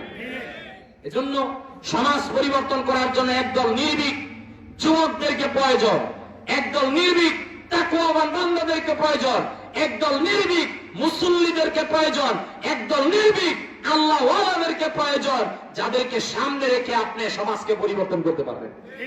কথা বলেন না কেন? সমাজ পরিবর্তন করার জন্য প্রত্যেকের ভিতরে তাকওয়া ঢুকাতে হবে। কথা বলেন না কেন? এই সমাজ পরিবর্তন করার জন্য আপনার সমাজের মাঝখানে গঠন করতে হবে যুবকদেরকে। কথা বল না, কাদেরকে? আমরা কোভিড-19 করোনা ভাইরাসের পর মনে করতাম যে আমার দেশের যুবক বুঝি শেষ হয়ে গেছে, কারণ করোনা ভাইরাসের ছবলের কারণে আমাদের ছোট্ট ছোট্ট এই কিশোর ছেলেগুলার হাতের মধ্যে ফ্রি ফায়ার আর পাবজি ঢুকেছিল। কথা বল না, আমার কোন কোন যুবক ভাইদের হাতে ইয়াবা গাঁজা নেশা ঢুকেছিল। কথা বল না, কিছুদিন আগে দেখলাম জাতি মাতাল হলো, তাহলে ঠিক নাই, এক সরকারি ফেলাই দিছে। কথা বল না, আমি কোন রাজনৈতিক বক্তব্য দিচ্ছি না, মানে যুবকদের অবস্থান আমি বলছি। তো আমি দেখলাম যে এদেরকে দিয়ে কাজ হবে, এদেরকে, এই যে আমার ভাই শ্রদ্ধাভাজন স্যার বললেন, যুবকদেরকে যেই দিকে বোঝানো যায় যুবকরা ওই দিকেই যায়। কথা বল না, এদেরকে আপনি যদি বলেন এই ওয়াজ মাহফিল দাঁড় করাও, একবার যদি মাথায় ঢুকাতে পারেন এরা ওয়াজ মাহফিল যতক্ষণ সার্থক না হবে এতক্ষণ এরা পিছপা হবে না। আবার যুবকদেরকে যদি বুঝান যে একটা গানের আয়োজন করতে হবে, আমারে আনতে হইব, ওইটাই এবার বুঝতে পারবো। কথা বল না, না না না না, এরা এটা বুঝবে, কারণ এই সময়টা এইরকমের। কথা বল না, কারণ আমি তো বুড়া মানুষ, বুঝি এগুলো নাকি, আমিও যুবক, ওয়াজ যুবকদেরকে। এই জন্য আমি বলছি আমার যুবকদের গাইডলাইন দিতে হবে পিতা মাতা চাচা যারা আছে। কথা বলেন না, যুগ জামানা পাল্টে দিতে চাই না অনেক জব, এক মানুষই আনতে পারে জাতির জাগরণ। কথা বলেন না, ঘুমাইয়া কাজা করেছ ফজর, তখনও জাগনি যখন জ্বর, খেলাও খেলায় কেটেছে আসর, মাগরিবের আজ শুনিয়া যা, জামাতে শামিল হওয়ার সাথে এখনো জমাতে আছে স্থান। যুবক আমি রিকোয়েস্ট করছি, সময় আছে, সময় যায় নাই, তোমার আর কি সময় আছে? এক নাম্বার যুবকের কাজ হলো গন্তব্য ঠিক করা। এবি লাইফ আমরা পড়ি ভাই, এটাকে শুধু পড়লে হবে না, এখন কাছে এটা প্রয়োগ করা। আপনি যদি বিদেশ যেতে চান, যান বিদেশ, ওইটাই আপনার গন্তব্য। আপনি যদি লেখাপড়া করেন, স্কুল কলেজ ইউনিভার্সিটির মধ্যে যে আমি পিএইচডি করবো, এই দিকে আগান। আপনি চাকরি করবেন, ওই দিকে আগান। আপনি ব্যবসা করবেন, ওই দিকে আগান। যার যার গন্তব্য যতক্ষণ ঠিক না হবে ততক্ষণ বরকত পাবেন না। কথা বলেন, আল্লাহর হাবিব সাল্লাল্লাহু আলাইহি ওয়াসাল্লাম সাহাবীদেরকে বললেন, সাহাবীরা রে, তোমাদেরকে আমি রাসূলুল্লাহ সাল্লাল্লাহু আলাইহি ওয়াসাল্লাম বললাম, 5টা বিষয়ে চলে যাওয়ার পূর্বে তোমরা 5টা বিষয়কে গুরুত্ব দাও। এর মধ্যে নবীজি একটা বললেন, তোমার যৌবন যাওয়ার পূর্বে, বৃদ্ধ অবস্থা আসার পূর্বে যৌবনকে গুরুত্ব দাও। এখানেই নবীজি রাখলেন না, নবীজি সাল্লাল্লাহু আলাইহি ওয়াসাল্লাম বললেন, সাবাতুন ইউযিল্লুহুমুল্লাহু ফি যিল্লিহি ইয়াওমা লা যিল্লুহু। প্রিয় নবীজি হাদিসটা ইমাম বুখারী হাদিস, সেই বুখারীর মধ্যে নকল করলেন। এমন একটা সময়ের মধ্যে পৃথিবীর মানুষগুলো দ্বার প্রান্তে দাঁড়াবে, যেই দিন 9 কোটি 30 লক্ষ মাইল দূরের সূর্যটা মানুষের মাথার আধা হাত উপরে চলে আসবে। ওই দিন আল্লাহ রাব্বুল আলামিন স্পেশাল শুধু 7 শ্রেণীর লোকদেরকে আল্লাহর আরশের নিচে জায়গা করে দিবেন। আল্লাহর হাবিব সাল্লাল্লাহু আলাইহি ওয়াসাল্লাম ডাক দিয়ে বলেন, উম্মত তোমাদেরকে জানাই দিলাম, ওই 7 শ্রেণীর মধ্যে এক শ্রেণী হবে যারা যৌবন অবস্থার মধ্যে আমার আল্লাহর ইবাদতে কাটিয়েছে। বলেন সুবহানাল্লাহ। যুবক ভাই, সমাজ পরিবর্তনের জন্য তোমাকে এগিয়ে আসতে হবে। তোমার একটা চিন্তার কারণে আল্লাহর আরশ কেঁপে ওঠে। কথা বলেন না কেন? যুবক, তুমি যদি সেজদা দাও, নামাজ পড়ো, রোজা রাখো, তুমি এখন হয়তোবা চিন্তা করতেছ যে আমি এক সময় বড় হব, লন্ডনে যাব, টাকা পয়সা ইনকাম করবো, ধুমধারাক্কা করে এসে একটা দেশের মধ্যে বিয়ে শাদী করবো, তারপর দাঁড়িয়ে রাখবো, হজ করবো, এরপর থেকে নামাজ পড়বো। আরে যুবক ভাই, তুমি যে আজকের এই মাহফিল শেষে বাড়িতে যাবে, এটার তো গ্যারান্টি নেই। কথা বলেন না? Try to calculate yourself before your final calculation. প্রত্যেকের উচিত এখন এই মুহূর্তের মাঝখানে আমাদের জীবনের হিসাব নেওয়া। কথা বলেন না কেন? এত লং প্রসেসিং এর সময় আপনার নাই। আপনি কয় বছর বাঁচবেন? সাইয়েদনা আদম আলাইহিস সালাম 960 বছর, হযরত নূহ আলাইহিস সালাম 1340 বছর, সর্বোচ্চ হায়াত যিনি পেয়েছিলেন বাদশাহ যুলকারনাইন 1650 বছর। আপনি কয় বছর? আমি জানি না আপনার এলাকার মধ্যে 200 বছরের লোক আছেন। আরে মাথো না গেল। তাহলে ভাই, আপনি যে এত লং টাইমে দেখছেন স্বপ্ন, আপনি কেমন করে যাবেন? এমন হতে পারে কালকে সকালবেলা মোটরসাইকেল নিয়ে যাচ্ছেন, সিলেটের মানুষ তো এমনিতেই শৌখিন মানুষ, ভাই বেড়াদার বিদেশ থাকলে আর কোনো দরকার নাই, টাকা পয়সার অভাব আছে। কালকে যে মোটর নিয়ে যাচ্ছেন, আমরা তো দেখছি পত্র পত্রিকায় মিডিয়ার মাধ্যমে যে বের হচ্ছে বিকালবেলা মোটরসাইকেল নিয়ে, সন্ধ্যার সময় আর বাড়িতে ফিরে নাই। আজকের একটা খবর যে আপনার ইলিশ মাছ নিয়ে এক মোটরসাইকেল যাত্রী যাচ্ছিলেন, ইলিশ ঠিকই আছে কিন্তু লোকটা কবরে চলে গেছে। কথা বলেন তাহলে যুবক ভাই, আমি তোমাকে রিকোয়েস্ট করছি ভাই, খেলায় খেলায় তামাশায় তোমার জীবনকে কাটানো যাবে না। সবচেয়ে জীবনের মূল্যবান যেই জিনিস তার নাম সময়। কথা বলেন না, এই সময়ের মূল্যায়ন এখন করি না ভাইরে ভাই, যেদিন বিছানার মধ্যে পড়ে যাবেন যে আজকে কত মানুষের ইচ্ছে ছিল এই মাহফিলে আসবে, কিন্তু প্যারালাইজড অসুস্থ অবস্থার কারণে মাহফিলে আসতেছে না, তাদের পুঁজি শুধু চোখের পানি, বালিশ ভিজাচ্ছে ওই চোখের পানি দিয়ে। কথা বলেন না কেন? এজন্য ভাই আমি রিকোয়েস্ট করছি, কোন অহংকার নেই আমাদের, কোন গর্ববোধ নেই আমাদের। আমাদেরকে আল্লাহ তিনটা গন্তব্য দিয়ে পৃথিবীর মধ্যে পাঠালেন। একটা হলো আল্লাহর ইবাদত করা, একটা হলো পৃথিবীর মধ্যে আল্লাহর আইন বাস্তবায়ন করা, আরেকটা হলো পৃথিবীর বিনির্মাণে, সমাজ বিনির্মাণে কাজ করা। কথা বলেন ঠিক কিনা? তো আমার যুবক ভাইদেরকে আমি বলছি, যুবক ভাই লেখাপড়া করবা, মা বাবার প্রতি শ্রদ্ধাশীল হবা, সমাজবাসীর প্রতি শ্রদ্ধাশীল হবা। এই রকমের ভালো ভালো কাজ যখন সমাজবাসীর যুবকেরা করবে, আপনার সমাজ এমনিতেই পরিবর্তন হবে। কথা বলেন না কেন? এরপর সমাজ পরিবর্তন করার জন্য আপনার আমার যেটা করণীয় দায়িত্ব, সেইটা হলো আমাদের মা বাবা যারা আছেন, মা বাবার দায়িত্ব পালন করা। দেখেন ভাই, আমি একটু গোড়ায় হাত দিই। আজ থেকে 10-15 বছর আগে আমাদের সমাজ ব্যবস্থাটা কেমন ছিল আপনি একটু মিলান। যে ফজরের নামাজের আজান যখন হতো, আমার মা চাচিরা ঘুম থেকে জাগ্রত হয়ে স্বামীকে প্রথম মসজিদে পাঠাতো, সন্তানকে মক্তবে পাঠাতো। আমার মাটা ঘুম থেকে উঠে নিজে ফজরের নামাজ পড়তো, ফজরের নামাজ পড়ে কোরআন কারীম তেলাওয়াত করতো, সূরা ইয়াসিন শরীফ পড়তো, দুরূদ শরীফ পড়তো। এরপর সূর্য উদয় হলে বিসমিল্লাহির রহমানির রহিম বলে চুলার মধ্যে আগুন দিত। আমি দেখতাম আজ থেকে 10 বছর আগে আমার সমাজে শান্তি ছিল, যে ঘরে স্বামীর 400 টাকা ইনকাম, কিন্তু ওই স্বামী তার বোন, তার ছেলে সন্তান, স্ত্রীকে নিয়ে কি আরামে থাকছে। আজকে আমরা ঢাকার মধ্যে জুমা পড়ে আমাদের মুসল্লিরা আমাদেরকে 5-10 হাজার টাকা হাতের মধ্যে দিয়ে বলে, হুজুর আমাদের জন্য দোয়া করবেন, আমাদের ঘরে শান্তি নাই। কি নাই? তো আমার সাথে একজন ডাক দিয়ে শান্তির মারে বিয়ে করলে তো শান্তি হয়ে যায়। না না না না, শান্তির মারে বিয়ে করলে এইটা ওই শান্তি না, এটা মনের শান্তি, এইটা এইভাবে আসবে না। কথা বল না কেন? এখন কারো উদ্যাপন করলাম যে কেন আসে না, ওনার তো 1 লক্ষ টাকা ইনকাম। গোড়ায় হাত দিয়ে দেখলাম ওই লোকটা ছিল প্রবাস। প্রবাসে এসে যখন বিয়ে করবে, কাজী সাহেবকে প্রথম শর্ত দিয়েছে, মেয়েটা হতে হবে দুধের থেকে বেশি সাদা। কথা বল না, কিসের থেকে বেশি? বেচারা কাজী সাহেব এই যে দুধের থেকে বেশি সাদা মেয়ে খুঁজতে খুঁজতে আর পায়ের জুতা তলায় পড়ে গেছে। কথা বলেন না রে ভাই, ইসলাম কে কালো, কে সাদা, কে ধনী, কে গরিব, কে ভুইয়া, কে চৌধুরী, কে কোন বর্ষ, এইটা ইসলাম দেখে না। This is the beauty of Islam. ইসলামের সৌন্দর্য এই জায়গার মধ্যে। Allah does not consider your bodies and appearances but he scans your heart. আল্লাহ দেখেন আমার ভিতরটা। কথা বলেন না কেন?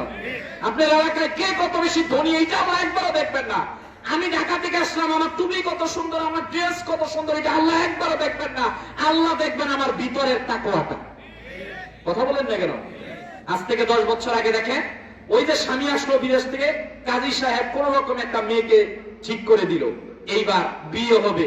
বিয়ের সময় 1 নাম্বার ভুল, আমরা মোহর যে নির্ধারণ করলাম, মোহর নির্ধারণ করেছি 1 কোটি 1 টাকা। কথা বল না, আমি জিজ্ঞেস করলাম 1 কোটি 1 টাকা 2 চোখ দিয়ে দেখছো নি? কয় না, সমাজ থেকে সবার উপরে থাকতে হবে না। নাউজুবিল্লাহ, হবে না? প্রেস্টিজ আছে না আমার, আমার একটা নিজস্বতা আছে না, আমি লন্ডনে অমুক জায়গায় থাকি।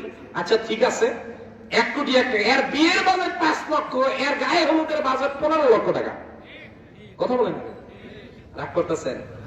আমার বাস্তবতা তো আমাকে বুঝাতে হবে, নাহলে গালি দিলে পরে সারে দিয়ে বিষয় তো আমাকে বুঝাতে হবে। তো এইবার বিয়ে হলো। আচ্ছা, 2 জনের সম্পর্ক হলো। ঘটনাক্রমে 10-12 দিন পর যাওয়ার পর দেখলো বউটা ঠিক মতো কথা বলে না। শেষে জানা গেল এই সুন্দর মেয়েটার একটা পরক্রিয়া আছে। আরো আওয়াজ দিয়ে বলেন। আপনি পত্রপত্রিকা পাবেন এগুলো, আমি অবাস্তব কিছু বলছি না, বাংলাদেশের এগুলো ঘটনা বলছি।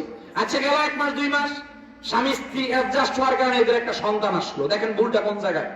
সন্তান এখনো দুনিয়ার মধ্যে আসে নাই, সন্তান ডেলিভারি রুমের মধ্যে। আপনি পাগল হয়েছেন, মোবাইল একটা নিয়ে সেলফি তুলে ফেসবুকে আপলোড দেওয়া। কথা বল না, অথচ রাসূলুল্লাহ সাল্লাল্লাহু আলাইহি ওয়াসাল্লাম শিক্ষা দিলেন, তোমার সন্তান জন্মগ্রহণ করলে প্রথম ডান কানে আযান দিবা, বাম কানে ইকামত দিবা। এই সন্তান কখনো নাস্তিক হবে না। কথা বলেন না?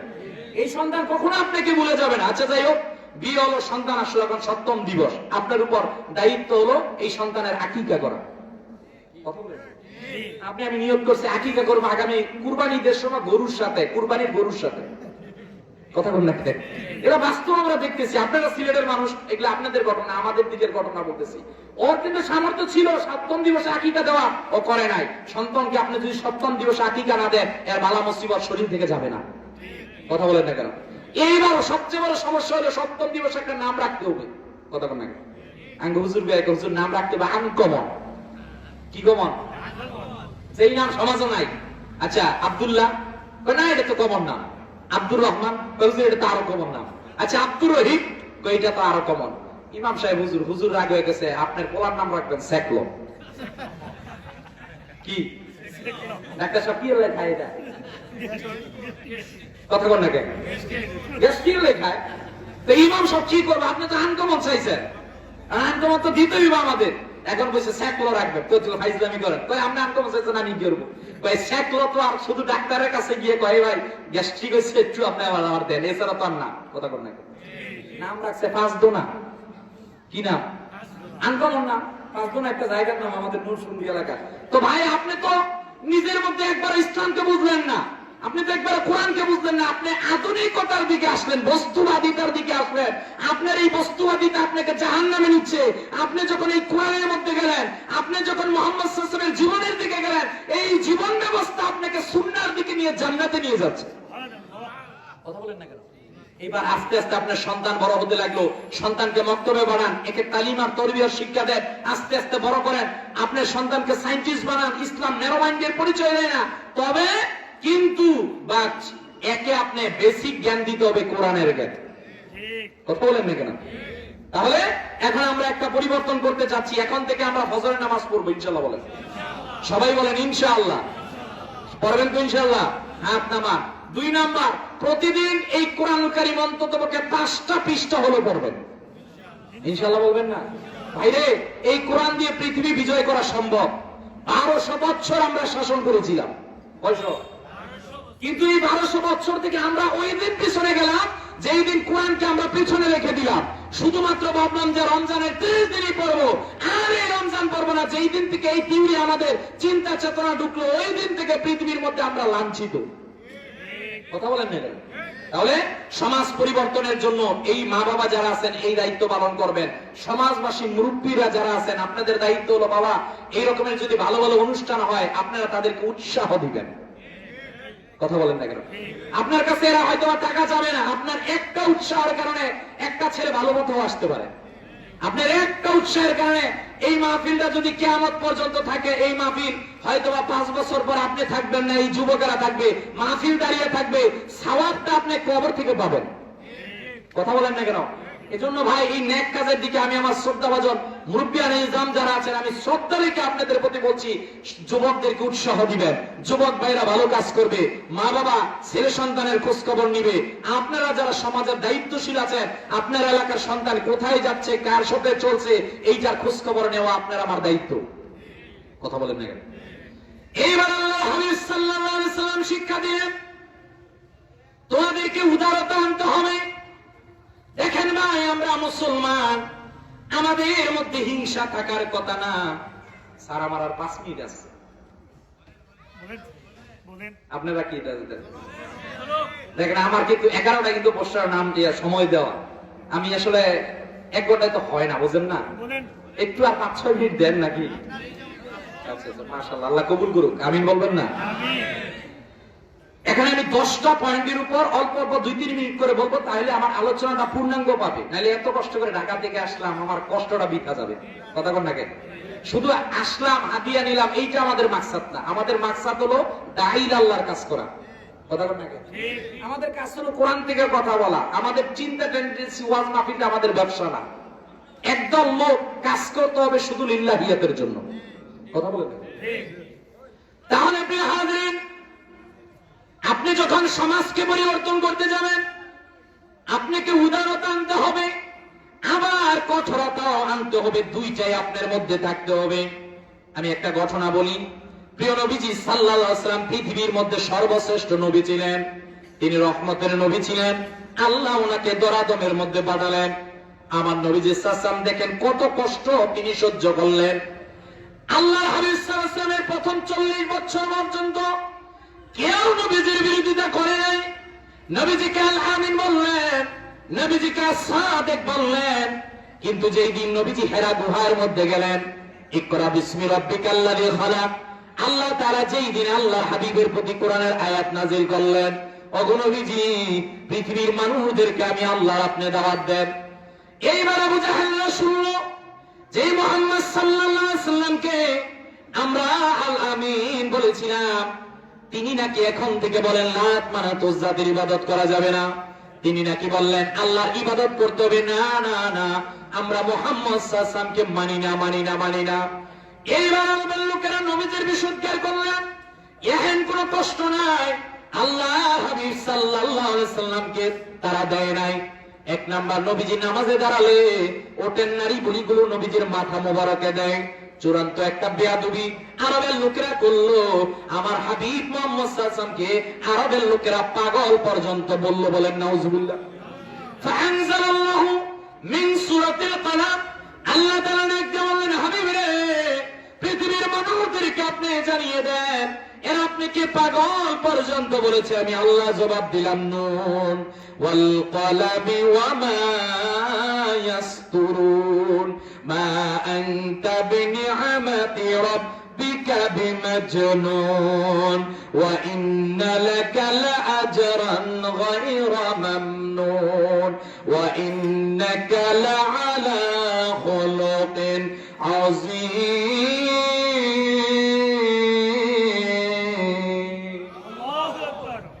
আমার নবীজি সাল্লাল্লাহু আলাইহি ওয়াসাল্লামকে আরবের লোকেরা পাগল বলল, নবীজিকে বিষ প্রয়োগ করে হত্যার ষড়যন্ত্র করলো। হায় হায়, নিজের মাতৃভূমি মক্কা ছাড়তে বাধ্য করলো। চূড়ান্ত ভাবে আর নবীজিকে কত গালাগালি করলো। আল্লাহ বললেন, হাবিব রে, টেনশন করবেন না, চিন্তা নিবেন না, আমি আল্লাহ আপনার জন্য পুরস্কার রেখেছি। এইবার নবীজি মক্কা থেকে মদিনার মধ্যে গেলেন। মদিনার মধ্যে নবীজি রইলেন। বদরে গেলেন, উহুদে গেলেন, খন্দকে গেলেন, হুনাইনে গেলেন। আমার নবীজি সাল্লাল্লাহু আলাইহি ওয়াসাল্লাম এইবার আল্লাহর পক্ষ থেকে আদৃষ্ট হলেন, ওগো নবীজি আপনি আবার মক্কার মধ্যে যান। এইবার নবীজি বীরের বেশে মদিনা থেকে মক্কার মধ্যে ঢুকলেন। মক্কার মধ্যে আল্লাহর ঘর কাবার সামনে আমার নবীজি ডাক দিয়ে বললেন, শোনো মক্কাবাসীরা, তোমাদেরকে আমি রাসূলুল্লাহ সাল্লাল্লাহু আলাইহি ওয়াসাল্লাম জানিয়ে দিলাম, তোমরা আমাকে এত কষ্ট দিলা, ইহুদিরা, তোমরা আমাকে বিষ প্রয়োগ করে হত্যার ষড়যন্ত্র করলা। শোনো আরববাসীরা, তোমাদের আজকে আমার সম্পর্কে কি ধারণা? আরববাসীরা ডাক দিয়ে বললেন, ইয়া রাসূলুল্লাহ, ইয়া হাবিবাল্লাহ সাল্লাল্লাহু আলাইহি ওয়াসাল্লাম, আজকে নিশ্চিত মক্কাবাসীরা আমরা আপনাকে বললাম আপনি আমাদেরকে ফাঁসির জন্য রায় দিবেন, আমাদেরকে হত্যার জন্য রায় দিবেন। নবীজি ডাক দিয়ে বলেন, উম্মত তোমাদেরকে জানাই দিলাম, লা তাসরিবা আলাইকুমুল ইয়াওমা ওয়া আনতুম তুলাকা। শোনো রে মক্কাবাসীরা, তোমরা আমাকে যত ধরনের কষ্ট দিয়েছিলা, আমি আল্লাহ, আমি রাসূলুল্লাহ সাল্লাল্লাহু আলাইহি ওয়াসাল্লাম আজকে মক্কা বিজয়ের দিন সকলকে সাধারণ ক্ষমা ঘোষণা করলাম। সুবহানাল্লাহ। হয় না? আরো আওয়াজ দিয়ে বলেন সুবহানাল্লাহ। Can you imagine how it possible? হ্যাঁ, এটাই বাস্তব। আপনি রাসূলুল্লাহ সাল্লাল্লাহু আলাইহি ওয়াসাল্লাম 63 বছর পরে মক্কা বিজয়ের দিন রাসূলুল্লাহ সাল্লাল্লাহু আলাইহি ওয়াসাল্লাম দুই হাত তুলে বললেন, শোনো মক্কাবাসীরা, তোমাদেরকে জানিয়ে দিলাম, লা তাসরিবা আলাইকুমুল ইয়াওমা ওয়া আনতুম তুলাকা। তোমাদেরকে জানিয়ে দিলাম, তোমরা আমাকে হত্যার ষড়যন্ত্র করেছিলা, হিজরত করতে বাধ্য করেছিলা, মদিনার মধ্যে বিষ প্রয়োগ করে হত্যার ষড়যন্ত্র করেছিলা। আমি রাসূলুল্লাহ রহমতের নবী, মায়ার নবী, উদারতার নবী, তোমাদেরকে জানিয়ে দিলাম, আজকে কোনো দুঃখ, কষ্ট, রাগ, ক্ষোভ রাখছি না, আজকে আমি সকলকে মাফ করে দিলাম। সুবহানাল্লাহ। আরো আওয়াজ দিয়ে বলেন সুবহানাল্লাহ। কিন্তু কেন জানি আমরা রাসূলুল্লাহ সাল্লাল্লাহু আলাইহি ওয়াসাল্লামের এই নীতিটা নিতে পারি না। কথা কোন নাকি? যে আমরা 16 বছর এই দল কোবাইছে, 18 বছর ওই দল কোবাবে, এরপর 5 বছর ওই দল কোবাবে। এই কোবাকুবির মধ্যে কি আমরা শেষ হবো? কথা বলেন না কেন? না রে ভাই, তাহলে আপনি আমি কোন নবীর উম্মত? আপনার মধ্যে তো আমার মধ্যে তো একটা আদর্শ থাকবে। কথা বলেন না কেন? যে আমাদের একটা আদর্শ তো রাখবে, মোরালিটি রাখবে, ওই মোরালিটি ধরেন আপনি। আপনি রাসূলুল্লাহ সাল্লাল্লাহু আলাইহি ওয়াসাল্লামের দিকে যান। রাসূলুল্লাহ সাল্লাল্লাহু আলাইহি ওয়াসাল্লাম উদার নীতি ছিলেন, তবে একটা ক্ষেত্রে আপনাকে কঠোর হতে হবে। কথা বলেন না কেন? যদি আবার আপনি নত নত হতেই থাকেন, তখন আপনাকে ওই যে এক পীর সাহেব, এক সাপ নাকি ওনার কাছে মুরিদ হয়েছে। ঘটনাটা যদিও ঘটনা, কারণ সাপ পীর সাহেবের কাছে মুরিদ হয়েছে আমার তত বিশ্বাস হয় না। তো বললো সাপকে নাকি উনি ওয়াজ করছিল, তুমি কোন মানুষকে সফল দিবা না, ফানা টানা তুলবা না। তো সাপ রাস্তা দিয়ে যায়, মানুষ যখন সাপকে দেখে তখন কি করে, হাতের মধ্যে লাঠি দিয়ে পিটান শুরু করে, কারণ তো ওর কাজ হলো, ওর নীতি হলো কামড় দিবে, কথা বল না। তো এই সাপ তো পেশা হুজুরের কাছ থেকে নীতি নিছে যে কাউকে কখনো সফল দেওয়া যাবে না। এখন ওর অবস্থা হচ্ছে মানুষ তারে পিটাইতে পিটাইতে মোটামুটি শেষ স্টেপে রেখে দিছে। পিসাবের কাছে এসে কইছে, হুজুর ঘটনা তো কইটা গেছে, তোমার এই অবস্থা কে? হুজুর আপনি কইছেন মানুষের সবল না দেওয়ার জন্য আমি সবল দেই না, আপনি বলছেন ফানা না তোলার জন্য আমি ফানাও তুলি না। এখন মানুষ আবার মারতে মারতে এখন শেষ পর্যায়ের মধ্যে রাখছে। কয় বেকু, তোরে এইটা বলছিলাম, তোর যখন জীবন চলে যাবে তখন তো তোরে ফানা তুলতে হইব, কথা বলেন না। আপনি যখন আমার সমাজের মধ্যে বসবাস করবেন, নত হতে হতে থাকে, সমাজের মানুষ তো ভালো না, এরা আপনার জাপতে জাপতে তলে ভালাই দিবে, কথা বলেন না। একটা ক্ষেত্রে আপনাকে কঠোর হতে হবে। সাইয়েদনা আলী রাদিয়াল্লাহু তাআলা বলেন, এক ইহুদি এসে নবীজির সামনে বেয়াদবি করলো, আমি ওদিকে আঘাত করলাম। সাহাবায়ে কেরামদেরকে বললাম, শোনো, তোমাদেরকে জানিয়ে দিলাম, পৃথিবীর মধ্যে কেউ যদি আল্লাহর বিরুদ্ধে কথা বলে, কেউ যদি মুহাম্মদ সাল্লাল্লাহু আলাইহি ওয়াসাল্লামের বিরুদ্ধে কথা বলে, কেউ যদি কোরআনকে তিরস্কার করে, আমি সাইয়েদনা আলী চুপ থাকতে পারি না। আমরা মুসলমানরা বলতে চাই, কেউ যদি আল্লাহর বিরুদ্ধে দাঁড়ায়, নবীজির বিরুদ্ধে দাঁড়ায়, আমরা চুপ থাকতে পারি না, কথা বলেন না। একটা পর্যায়ে জুলুম যখন বেশি করবে তখন শাস্তি দিতে হবে, কিন্তু সাধারণত আমরা ক্ষমার নীতি নিব, কথা বলেন না। আমাদের সমাজ পরিবর্তনের ক্ষেত্রে রাসূলুল্লাহ সাল্লাল্লাহু আলাইহি ওয়াসাল্লাম শিক্ষা দিলেন, তোমার ভূখণ্ডের মধ্যে বিধর্মী থাকবে। কি থাকবে? আছে না আমাদের ধর্মীয়, অন্য ধর্মের হিন্দু ভাইরা, খ্রিস্টান ভাইরা, কত ধর্মের লোক আমাদের দেশে আছে, কথা বলেন। আচ্ছা বলেন আমাদেরকে, স্বাধীনতার পর থেকে আমরা কোন মুসলমান এই রকমের কোন রেকর্ড আছে যে মুসলিমের সন্তানকে হিন্দুদের মন্দির বানিয়েছে? কথা বলেন না, না, না, এই রকমের রেকর্ড নাই। যেগুলো হয়েছে বলে রাজনীতি, গুলো ভিন্ন বিষয়। এই রকমের বাংলাদেশের ইতিহাস নাই যে কোন খ্রিস্টানদের চার্চ ভেঙেছে, কথা বলেন না কেন? কারণ আমার কোরআন বলে লা ইকরাহা ফিদ্দীন, আমার কোরআন বলে কুল ইয়া আইয়ুহাল কাফিরুন, আমার কোরআন এক এক ভাবে বলছে লাকুম দীনুকুম ওয়ালিয়া দীন। আমার কোরআন বলছে তোমার 32 দাঁতের ভিতরে যেমনি ভাবে তোমার জীবিকা নিরাপদ থাকে, তোমার ভূখণ্ডের মধ্যে বিধর্মীরা ওইভাবে তোমার কাছে নিরাপদ থাকবে, কথা বলেন না কেন? যদি না হয়, আপনার ভূখণ্ডের মধ্যে একটা বিধর্মী যদি নিরাপদ না থাকে, আপনি এখনো পরিপূর্ণ মুসলমান হতে পারেন না। আমার হাসি লাগে এক জায়গার মধ্যে, আমাদের পার্শ্ববর্তী দেশের ওদের কাণ্ডগুলো দেখলে, এরা আমাদেরকে সাম্প্রদায়িক সম্প্রীতির ওয়াজ শোনায়। নাউজুবিল্লাহ, কি একটা হাস্যকর কথা। আর একটা পাগল আছে না, আপনারা তো জানেন, ওই যে কয় না, থাকবে না বাংলাদেশ, থাকবে না, কথা বল না কে পাগল, ও এখান থেকে ওখানে যাবে। এটা সাংবাদিকদেরও তো একটা মোরালিটি আছে, তুই এটা কি কস বেটা? তুমি আমাদেরকে সাম্প্রদায়িক সম্প্রীতির ওয়াজ শিখাও না। তুমি বাবরি মসজিদ থেকে রাম মন্দিরে রূপান্তরিত করেছো। তোমরা তো গুজরাটের কষায়, ওখানে আমার 20 কোটি মুসলমানদেরকে তোমরা অত্যাচারের স্টিমুলা হচ্ছে না। হ্যাঁ, আমরা হয়তো এখন ক্ষমতা নাই, এই প্রতিশোধ গাজোয়া হিন্দের মাধ্যমে মুসলমানেরা নিবে, কথা বলেন না কেন? আমি মুসলমান, ভারতের কাছে আমার মুসলমান আছে, আমেরিকার কাছে আমার মুসলমান আছে, বার্মার কাছে আমার মুসলমান আছে। আপনি ততক্ষণ পরিপূর্ণ মুসলমান হতে পারবেন না যদি পৃথিবীর অপর প্রান্তে কোন মুসলমানের ব্যথায় আপনি ব্যথিত না হন। আপনাকে বুক ভরা কষ্ট নিয়ে তাদের জন্য অন্ততপক্ষে কিচ্ছু নাই, 2 হাত তুলে দোয়া করতে হবে, কথা বলেন না কেন? শুধু নামাজ পড়লাম, শুধু রোজা রাখলাম, শুধু হজ করলাম, আমার প্রতিবেশীকে আমি কষ্ট দিলাম, আমি পরিপূর্ণ মুসলমান না। শুধু নামাজ পড়লাম, রোজা রাখলাম, আমি অন্যের হক মেরে খেলাম, আমি পরিপূর্ণ মুসলমান না, কথা বলেন না কেন? ইসলাম সামগ্রিক ভাবে সমষ্টিগত রূপরেখার নাম। এটা শুধুমাত্র ধর্ম না, এটা দ্বীনুল্লাহ, আল্লাহর দ্বীন, জীবন ব্যবস্থা, কথা বলেন ঠিক কিনা?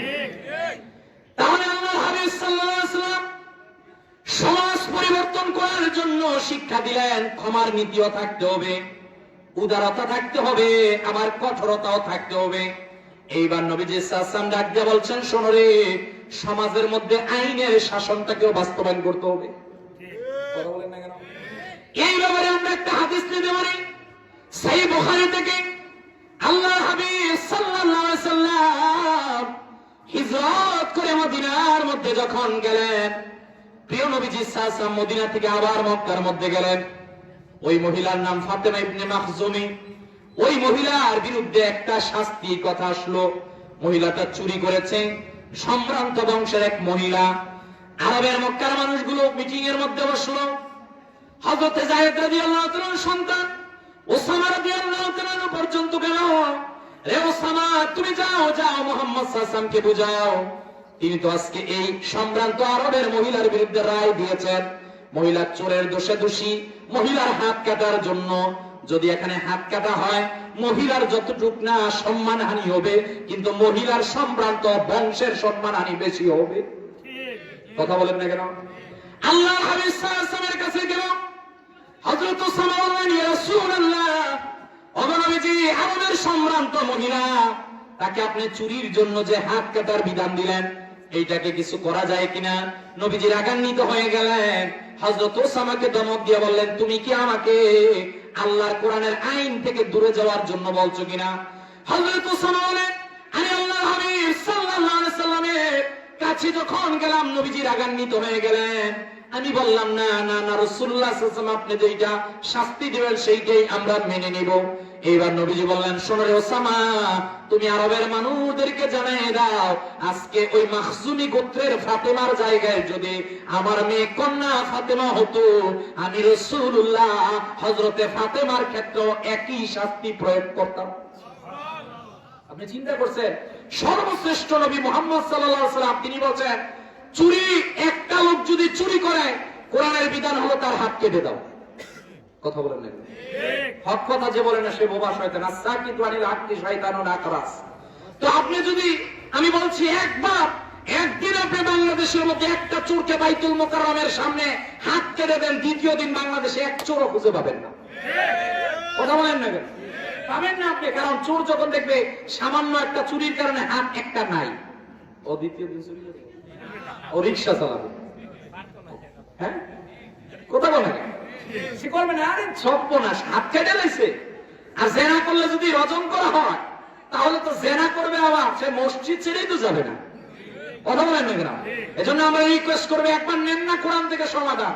সবাই তো দেখলেন, সবাই তো দেখছেন, সবাই তো দেখবেন, একবার দেখেন না কোরআনটা বাস্তবায়ন করে পৃথিবীকে কেমন কোরআন শান্তি দিতে পারে। কথা বলেন না কেন? একবার দিয়ে দেখেন না, গ্রহণ করে দেখেন না কোরআন কেমন করে শান্তি দেয়। রাসূলুল্লাহ সাল্লাল্লাহু আলাইহি ওয়াসাল্লাম বলছেন, সমাজকে পরিবর্তন করতে হলে আইনের শাসন লাগবে। এরকম আর হবে না যে কেউ অন্যায় করেছে, মন্ত্রী সাহেবের ভাতিজা হওয়ার কারণে ছাড় পেয়েছে, অন্যায় করেছে, মন্ত্রী সাহেবের দলের লোক হওয়ার কারণে ছাড় পেয়েছে। না, অন্যায় যে করবে তাকে পাপের শাস্তি ভোগ করতেই হবে। কথা বলেন ঠিক কিনা? তাহলে আপনি সমাজকে পরিবর্তন করতে পারবেন। এরপর রাসূলুল্লাহ সাল্লাল্লাহু আলাইহি ওয়াসাল্লাম বলছেন, সমাজের মধ্যে ইন্নাল্লাহা ইয়া'মুরু বিল আদল ওয়াল ইহসান ওয়া ইতা'i যিল কুরবা। রাসূলুল্লাহ সাল্লাল্লাহু আলাইহি ওয়াসাল্লাম বলছেন, ওই সূরা নাহলের 90 নম্বর আয়াতকে সামনে নিয়ে সমাজ থেকে সব ধরনের অশ্লীলতা দূর করতে হবে। কথা বলেন না কেন? রাগ করবেন না। আজকে আমরা আজকে অশ্লীলতার মধ্যে ডুবে আছি। কথা বলেন ভাই, আমাদের রাত্রগুলো কেমন করে কাটে? পর্নোগ্রাফি, খারাপ জাতীয় জিনিসের কারণে আমার যুব সমাজ আজকে দ্বার প্রান্তের মধ্যে এমন এক সিচুয়েশনের মধ্যে পড়ে গেছে যে সে এখন আর ভালো কিছু দেখে না, দুই চোখ বে শুধু গুনাহ আর গুনাহ, গুনাহ ছাড়া কিছু দেখে না। কথা বলেন ভাই, এটা বাস্তব ভাই। ভাই আপনি জানেন না, আপনি এখন 2025 সালে, এরা আপনাকে আমাকে নিয়ে 100 বছর আগে চিন্তা করে রেখেছে কিভাবে জাহান্নামে নিতে পারে। কথা বলেন না কেন? ফ্রান্সিস ফুকাইমার বই পড়েন আপনি, the end of history and the last man. আপনি পড়েন the clash of civilization, Samuel হান্টিংটনের বইটা পড়েন, আপনি দেখবেন স্যামুয়েল হান্টিংটন সভ্যতার সংঘাত দিয়ে লিখেছে যে মুসলিম রাষ্ট্রগুলোকে কোন রাষ্ট্রকে যুদ্ধ করে শেষ করবে, আর কোন রাষ্ট্রকে এরা এই অস্থিরতা দিয়ে শেষ করবে, যার মধ্যে বাংলাদেশ আছে। কথা বলেন না কেন? আপনাকে অস্ত্র দিবে না ভাই, আপনার হাতের মধ্যে ইয়াবা ধরিয়ে দিবে। আপনার হাতে যখন ইয়াবা ঢুকবে আপনি এমনি শেষ। কথা বলেন ভাই, আমি দেখেছি বাংলাদেশের পত্র পত্রিকার মধ্যে যে ইয়াবার টাকা জোগাড় করতে পারে না, শেষে এসে আপন মার গলার মধ্যে ছুরি চালিয়েছে। কথা বলেন ভাই, বাস্তব কথা যে ইয়াবার টাকা জোগাড় করতে পারতেছে না, সে নিজের মার গলার মধ্যে সে ছুরি চালিয়েছে। তাহলে এটা কোন যুব সমাজ? কথা বলেন না কেন? তাহলে ভাই এগুলো থেকে আমাদেরকে ফিরে আসতে হবে, এই কালচার থেকে। না, একদিনে পারবেন না, 2 দিনে পারবেন না। ডাক্তার সাহেবের কাছে গেলে বলে, ডাক্তার সাহেব বলে যে আপনার তো ডায়াবেটিস হয়েছে। কি হয়েছে? আল্লাহ আমাদেরকে মাফ করুক, বলেন আমিন। জানি না কার কার আছে। আমি শুনেছি ডায়াবেটিস হলে নাকি দুনিয়ার সুখ শেষ হয়ে যায়, খাদ্য শেষ হয়ে যায়। দেখ আল্লাহ আমাদেরকে রক্ষা করুক, আমিন বলবেন না? তো ডায়াবেটিস যে রোগী, ডাক্তার সাহেব ডাক দিয়ে বলছেন আগামীকাল সকালবেলা থেকে মিনিমাম 2 কিলোমিটার হাঁটবেন। কথা বলেন এখন আগামীকাল সকালবেলা যদি আপনি প্রথম দিনে 2 কিলোমিটার হাঁটেন, এমন তো হতে পারে হাঁটিস্ট করে মারাও যেতে পারে। কথা বল না কেন? কি করবেন? প্রথম 10 মিনিট প্রথম দিন, দ্বিতীয় দিন 20 মিনিট, আস্তে আস্তে পরে একদিন দেখবেন 10 কিলোমিটার হাঁটতে পারবেন। কথা বলেন না কেন? যুবক ভাইরা, এটা হঠাৎ করে ছাড়া যাবে না। নেশা জাতীয় দ্রব্য এগুলো হঠাৎ করে ছাড়া যায় না, পর্নোগ্রাফি এগুলো হঠাৎ করে ছাড়া যায় না।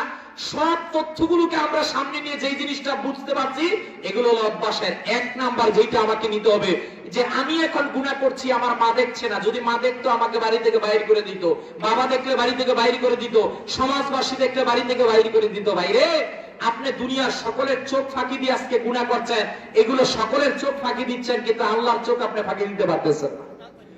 কথা বলেন? এজন্য নামাজ যখন পড়বেন, জীবনের শেষ নামাজ মনে করবেন। এই খারাপ কাজ যখন, খারাপ চিন্তা আসে, তখন চিন্তা করবেন আমি সকলের চোখ ফাঁকি দিতে পারবো, আল্লাহর চোখকে ফাঁকি দিতে পারবো। আমি পয়েন্টগুলো বলে দিচ্ছি, তারপর শেষ করছি। তাহলে আমরা যুবক যারা এই সমাজকে পরিবর্তন করতে চাই, 1 নাম্বার সমাজ পরিবর্তন করার জন্য আমাদের প্রত্যেককে সত্যবাদী হতে হবে। ইনশাআল্লাহ বলবেন না? সত্যবাদীতার পাশাপাশি আমরা মানুষের কল্যাণকামী হব। ইনশাআল্লাহ বলবেন না? 2 নাম্বার, আমরা মানবতার জন্য কাজ করব। ইনশাআল্লাহ বলবেন না?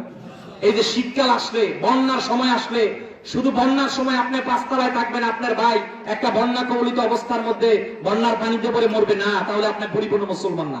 আপনাকে তার খোঁজ খবর নিতে হবে। কথা বলেন না কেন? আপনি যদি নিতে পারেন তাহলে মুসলমান। অন্যের ব্যথায় যদি ব্যতীত হতে পারে, আপনি মুসলমান। 2 নাম্বার। 3 নাম্বার, সমাজের মধ্যে আইনের শাসন বাস্তবায়ন করতে হবে, এটা সরকারের দায়িত্ব। 4 নাম্বার, জবাবদিহিতার আওতায় সকলকে আসতে হবে। কথা বলেন না কেন? আমি একটা ইমাম সাহেব, আমাকেও জবাবদিহিতার মধ্যে আসতে হবে আমার চাকরির ব্যাপারে। আপনি সমাজের দায়িত্বশীল, আপনাকেও জবাবদিহিতার মধ্যে আসতে হবে। কুল্লুকুম রাঈন ওয়া কুল্লুকুম মাসউলুন আন রাইয়াতি। আমরা প্রত্যেকেই প্রত্যেক বিষয়ে জবাবদিহিতার শামিল হব একদিন। 5 নাম্বার, উদারতার নীতি গ্রহণ করব, ক্ষমার নীতি গ্রহণ করব। আমরা মুসলমান, আমরা আজকে এমন এক অবস্থা হয়ে গেছে, এই চেয়ারের মধ্যে বসে একজন আরেকজনকে কাফের। কথা বলেন না? অথচ আমার একটু দায়িত্ব ছিল, ও জাহান্নামে গেল আর ট্রেনে জান্নাতে নেওয়া। কথা বলেন না? ভাই, এই নীতিতে যাওয়ার জন্য উদারতার নীতি আনতে হবে। এক মুসলমান, আরে ভাই, কে ভুলের মধ্যে নাই কত? এই যে আমি 1 ঘন্টা 12 মিনিট লেকচার আপনাদেরকে বা যতক্ষণ লেকচার দিলাম, আমার কি ভুল হবে না? কথা বলেন না? হতেই পারে, আমি তো মানুষ, আমি তো আর ফেরেশতা না যে আমার ভুল হবে না। তাহলে ভুল হলে আপনি যদি আমার কল্যাণকামী হন, আপনি যদি আল্লাহকে ভালোবাসেন, তাহলে আপনি আমার হিতাকাঙ্ক্ষী হলে, মুসলিম হলে, আপনি আমার ভুলটাকে এইটা গঠনমূলক ভাবে ধরিয়ে দিবেন। কথা বলেন না কেন? না না না, প্রকাশ্যভাবে আপনি আমাকে জাহান্নামে পাঠাতে পারেন না। 6 নাম্বার, সকল অশ্লীলতার বিরুদ্ধে আমাদেরকে এক প্ল্যাটফর্মে দাঁড়াতে হবে। 7 নাম্বার, ইসলামী আইন বাস্তবায়ন করার জন্য আমিরের নেতৃত্ব পালন করতে হবে। 8 নাম্বার, বিধর্মীদের প্রতি ইনসাফ করতে হবে। 9 নাম্বার, যুবকদেরকে এক প্ল্যাটফর্মে দাঁড়াতে হবে। 10 নাম্বার, আমাদেরকে জীবনের যেই পড়াতে থাকি ওই পড়াতে এই কোরআনকে, এই কোরআনের আইন বাস্তবায়ন করার জন্য, রাসূলুল্লাহ সাল্লাল্লাহু আলাইহি ওয়াসাল্লামের সুন্নাত বাস্তবায়ন করার জন্য এক প্ল্যাটফর্মে দাঁড়াতে হবে। কথা বলেন ঠিক কিনা? আর শেষ কথা, এটা সমাজ পরিবর্তন করার জন্য মা বাবা যাদের বেঁচে আছে, মা বাবার বদদোয়া নেওয়া যাবে না। কথা বল? দুনিয়ার সবচেয়ে বড় পীর সাহেব মা বাবা, এই মা বাবার দোয়া মিস হবে না। কথা বল না কেন? দুনিয়ার সব দোয়া মিস। মা যদি হাত তোলে, আল্লাহ আমার সন্তানকে আপনার লন্ডনের পারমিট দিয়ে দেন, আমার আল্লাহ বলছেন ওইটা তো মা, ওইটা তো 10 মাস 10 দিন সন্তানকে রেহেমে ধারণ করেছিল, সন্তান 4,500 লাথি মেরে মাকে দুনিয়ার মধ্যে এসেছিল, ওইটা মা। তারপরে সন্তানের জন্য চেয়েছে, আল্লাহ ডাক দিয়ে বলছেন আমি দিয়ে দিলাম, যা। এজন্য আমি আমার প্রত্যেক যুবক ভাইদেরকে বলছি, সমাজের মধ্যে মা বাবার প্রতি শ্রদ্ধাশীল হবেন, প্রতিবেশীর প্রতি শ্রদ্ধাশীল হবেন, এতিমের প্রতি ভালোবাসা রাখবেন, আত্মীয়তা হক প্রতিষ্ঠা করবেন, সমাজের মধ্যে মানুষকে সালাম দিবেন, গীবত থেকে দূরে যাবেন। সব সময় একটা কথা চিন্তা করবেন, we have to give an account of every moment of our life to আল্লাহ।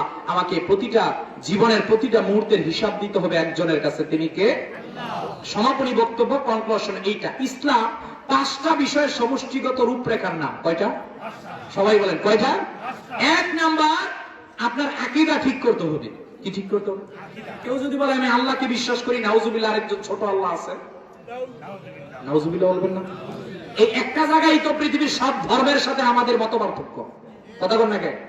এই যে বেঞ্জামিন নেতানিয়াহু, এই পাপিষ্টটা ইউনাইটেড স্টেটস ওই যে আমেরিকার মধ্যে জাতিসংঘের ভাষণের লাস্টে কি বললো? যে পৃথিবীর মধ্যে একটা ধর্ম থাকবে। কয়টা? ও বলতে চায় ওই যে ইব্রাহিম আলাইহিস সালাম থেকে একটা গ্রুপ, সাররা আর একটা হাজেরা থেকে দুইটা থেকে গেল, ওই যে ইহুদিরা, আর এইদিকে খ্রিস্টান, এইদিকে মুসলিম, কাছাকাছি তো সব একই, গোড়া তো ইব্রাহিম আলাইহিস সালাম। কথা বল না? বেঞ্জামিন নেতানিয়াহু এই কথা বলেছে যে তাহলে তো আমরা সবাই এক, তাহলে মতপার্থক্য থাকবে কেন? রে বেটা, মতপার্থক্য থাকবে না কেন? কুল লা ইলাহা ইল্লাল্লাহ, এই লা ইলাহা ইল্লাল্লাহ মুহাম্মাদুর রাসূলুল্লাহ সাল্লাল্লাহু আলাইহি ওয়াসাল্লাম যে মানবে সে হলো আখিরি শরীয়ত মেনেছে, যে মানবে না সে আখিরি শরীয়ত মানে নাই। কথা বলেন না কেন? তার মানে ইহুদিদের সাথে আমাদের ঐক্য হবে না, খ্রিস্টানদের সাথে আমাদের ঐক্য হবে না, মাজুসীদের সাথে আমাদের ঐক্য হবে। এক নাম্বার আকীদা। দুই নাম্বার হলো আপনার ইবাদত ঠিক করতে হবে ভাই। ইবাদত, নামাজ, রোজা, হজ, যাকাত সব ঠিক করতে হবে। তিন নাম্বার চরিত্র ঠিক করতে হবে।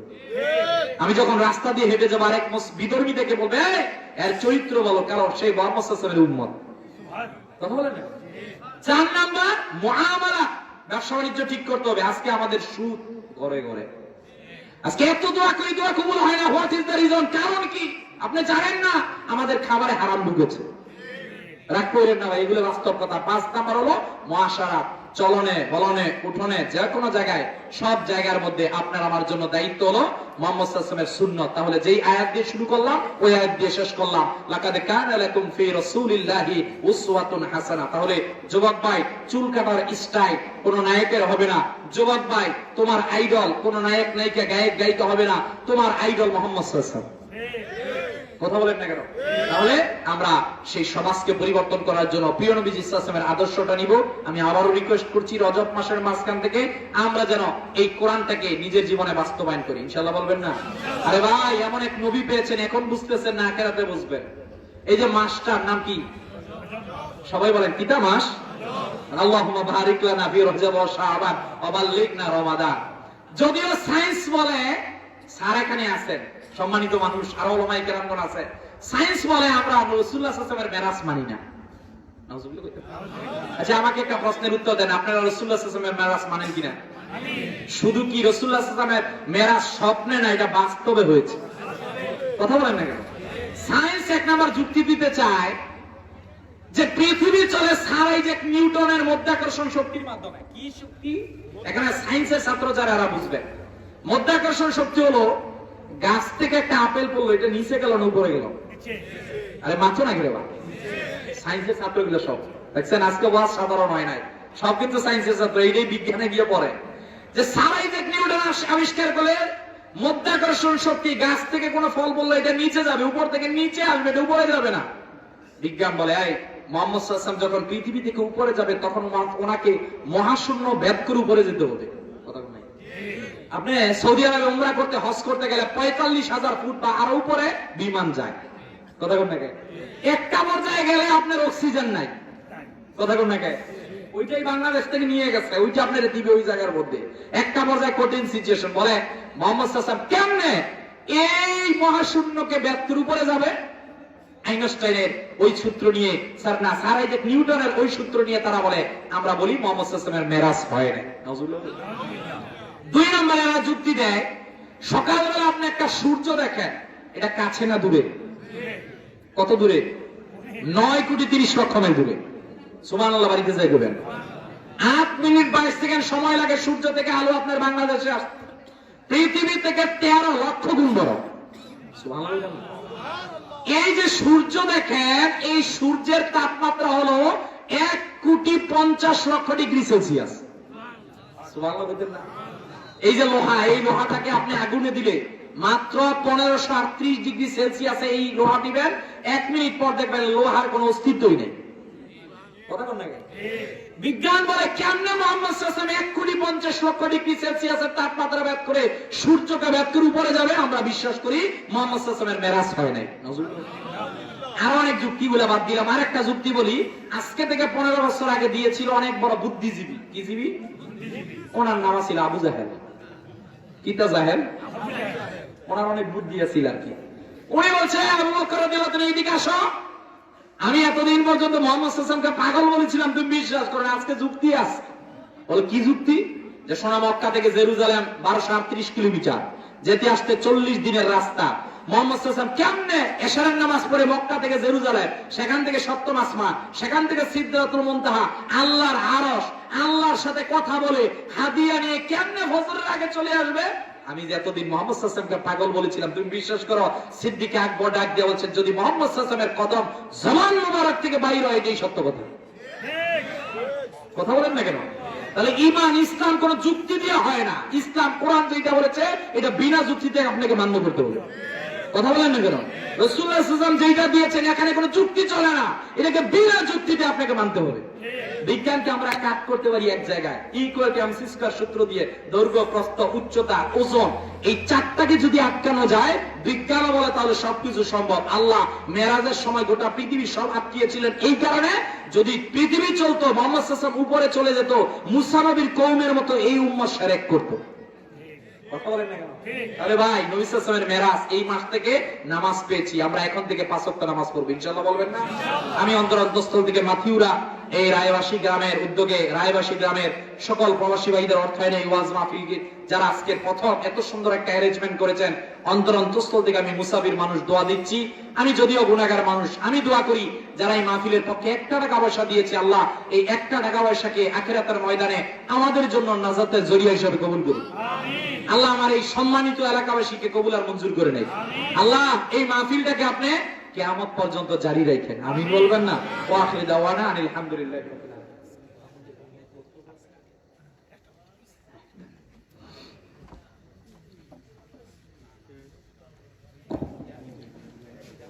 হাজিরিন, আমরা এতক্ষণ আলোচনা শুনছিলাম শুধু ঢাকা থেকে আগত হযরত মাওলানা ডক্টর আহমদ হাসান সাহেবের কাছ থেকে।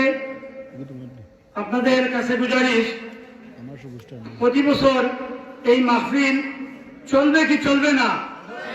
ইনশাআল্লাহ। এই জন্য আপনারা টাকা দিতে হবে না, আমাদের জন্য দোয়া করবেন। আমাদের প্রবাসী যারা আমাদেরকে অর্থ দিয়ে এবং দেশের যারা পরামর্শ দিয়ে, যুবক যারা সহযোগিতা করে, শরীরে খাটুনি দিয়ে সহযোগিতা করেছেন, অনেক প্রবাসী অসুস্থ, জনাব সাহাদুদ্দিন, জনাব মুহিত আলী সহ আরো অনেক প্রবাসী অসুস্থ, দোয়া চেয়েছেন। আরো অনেক ঘরের মধ্যে মা বোন অসুস্থ, অনেকের অনেক জরুরিয়ত আছে। আমরা যারা এখানে, অনেকের মা নাই, বাবা নাই, সবার জন্য হুজুর দোয়া করবেন, এই আরজি আপনাদের সম্মুখে। আসসালামু আলাইকুম।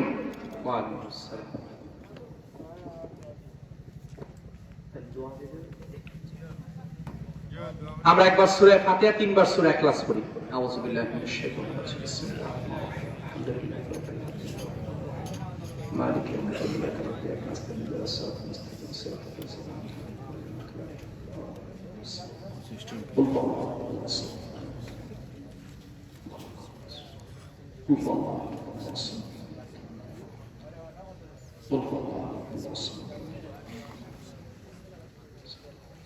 আমরা একবার খালেজ ভাবে জীবনের গুনার কথা স্মরণ করে আল্লাহর কাছে তওবা করব। সকলে বলেন আস্তাগফিরুল্লাহ রাব্বি মিন কুল্লি যামবি ওয়া আতুবু ইলাইহি লা হাওলা ওয়া লা কুওয়াতা ইল্লা বিল্লাহিল আলিয়্যিল আযীম।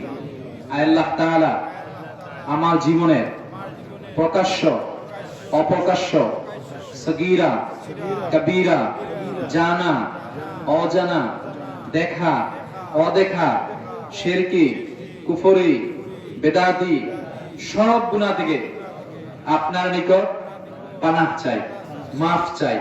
আল্লাহ তাআলা আপনি আমাদেরকে মাফ করে দেন। আল্লাহুম্মা আমিন। আল্লাহুম্মা সাল্লি আলা সাইয়্যিদিনা ওয়া নাবিয়িনা ওয়া শাফিয়িনা وحبيبنا ومولانا محمد صلى الله تعالى عليه وعلى آله وأصحابه والناس أجمعين. اللهم ربنا ظلمنا أنفسنا وإن لم تغفر لنا وترحمنا لنكونن من الخاسرين اللهم إني أعوذ بك من عذاب القبر ومن عذاب النار ومن فتنة محيا وممات ومن فتنة مسيح الدجال فلينا দিও আল্লাহ ফেলিয়ে দিও গুনাহ যত করেছি আমরা মাফ তুমি করিও বান্দা সে বন্দিগি নাই শেষ করেছি জিন্দেগি আখিরাতে বিচার দিনে পাপীদের উপায় কি রহমান রহিম নামে নিয়েছি তোমায় মানিয়া কেমন করে আমাদেরকে জাহান্নামে ফেলিবা মাথিউরার মুসলমান জীবনের গুনার কথাকে স্মরণ করে আমার আল্লাহকে একটা ডাক দিয়া বলেন আল্লাহ রব্বুল আলামিন মাথিউরা রায়বাসী গ্রামের উদ্যোগে রায়বাসী গ্রামের প্রবাসীদের অর্থায়নে আল্লাহ গো প্রথম বাৎসরিক ওয়াজ ও দোয়া মাহফিলের সমাপনী অধিবেশনের মধ্যে এতগুলো মানুষকে নিয়ে আল্লাহ আমরা হাত তুললাম আল্লাহ আপনি আমাদের জীবনের দিকে গুনার দিকে তাকাইয়েন না মালিক আয়নার সামনে হাতির দিকে তাকালে দেখি গুনাহ চোখের দিকে তাকালে দেখি গুনাহ পায়ের দিকে তাকালে দেখি গুনাহ রে আল্লাহ আপনি আমাদের গুনার দিকে তাকাইয়েন না আপনার রহমান নামের উসিলায় আপনি আমাদের জীবনের গুনাহগুলোকে maaf করে দেন রব্বুল আলামিন বিশেষ করে আমরা যারা হাত তুললাম জানি না কার জানি মানাই কে জানি বাড়ির মধ্যে বাবা বলে ডাক দিতে পারে না ওগো মা তুমি এই ধরনের শ্রেষ্ঠ নিয়ামত তোমারই পদ তলে রয়েছে জান্নাত তোমারই পদ তলে রয়েছে জান্নাত আল্লাহ গো জানি না কোন সন্তান মা নাই বাবা নাই কার জানি দাদা নাই দাদি নাই নানা নাই নানি নাই বিশেষ করে আল্লাহ অত্র এলাকা থেকে যত মানুষ কবরবাসী হয়ে গেছে আল্লাহ আজকের এই ওয়াজ মাহফিলের উসিলায় প্রতিটা কবরবাসীর কবরকে আল্লাহ আপনি maaf করে দেন আল্লাহ গো অনেক মানুষ খাস ভাবে দোয়া চেয়েছে আপনি তো অন্তর্যামী অন্তরের খবর জানেন এক কথায় যত মানুষ মা বাবা পূর্বপুরুষের জন্য দোয়া চেয়েছে আল্লাহ আমাদের হাতের উসিলায় আমাদের নেক কাজের উসিলায় আমাদের পূর্বপুরুষদেরকে আপনি maaf করে দেন বিশেষ করে আল্লাহ মাথিউরা রায়বাসী এই গ্রামের সকল মানুষদেরকে কবুল করে নেন আল্লাহ গো বিশেষ করে আমার ভালোবাসার এই এলাকার প্রবাসী ভাইরা যারা প্রবাস থেকে অসংখ্য টাকা দিয়েছেন শ্রদ্ধাভাজন স্যার রুহুল স্যার বললেন রুহুল আমিন স্যার বললেন অসংখ্য প্রবাসী ভাইরা টাকা দিয়ে হেল্প করেছে আল্লাহ অনেকে হয়তো বা লাইভের মধ্যে যুক্ত আছেন গো আল্লাহ আল্লাহ নিজের স্ত্রী পরিবার মা বাবা ছেড়ে প্রবাসের মধ্যে যারা আছে যে প্রবাসের মধ্যে আমার ভাইরা আছে আমার রেমিটেন্স যোদ্ধা ভাইদেরকে আপনি কবুল আর মঞ্জুর করে নেন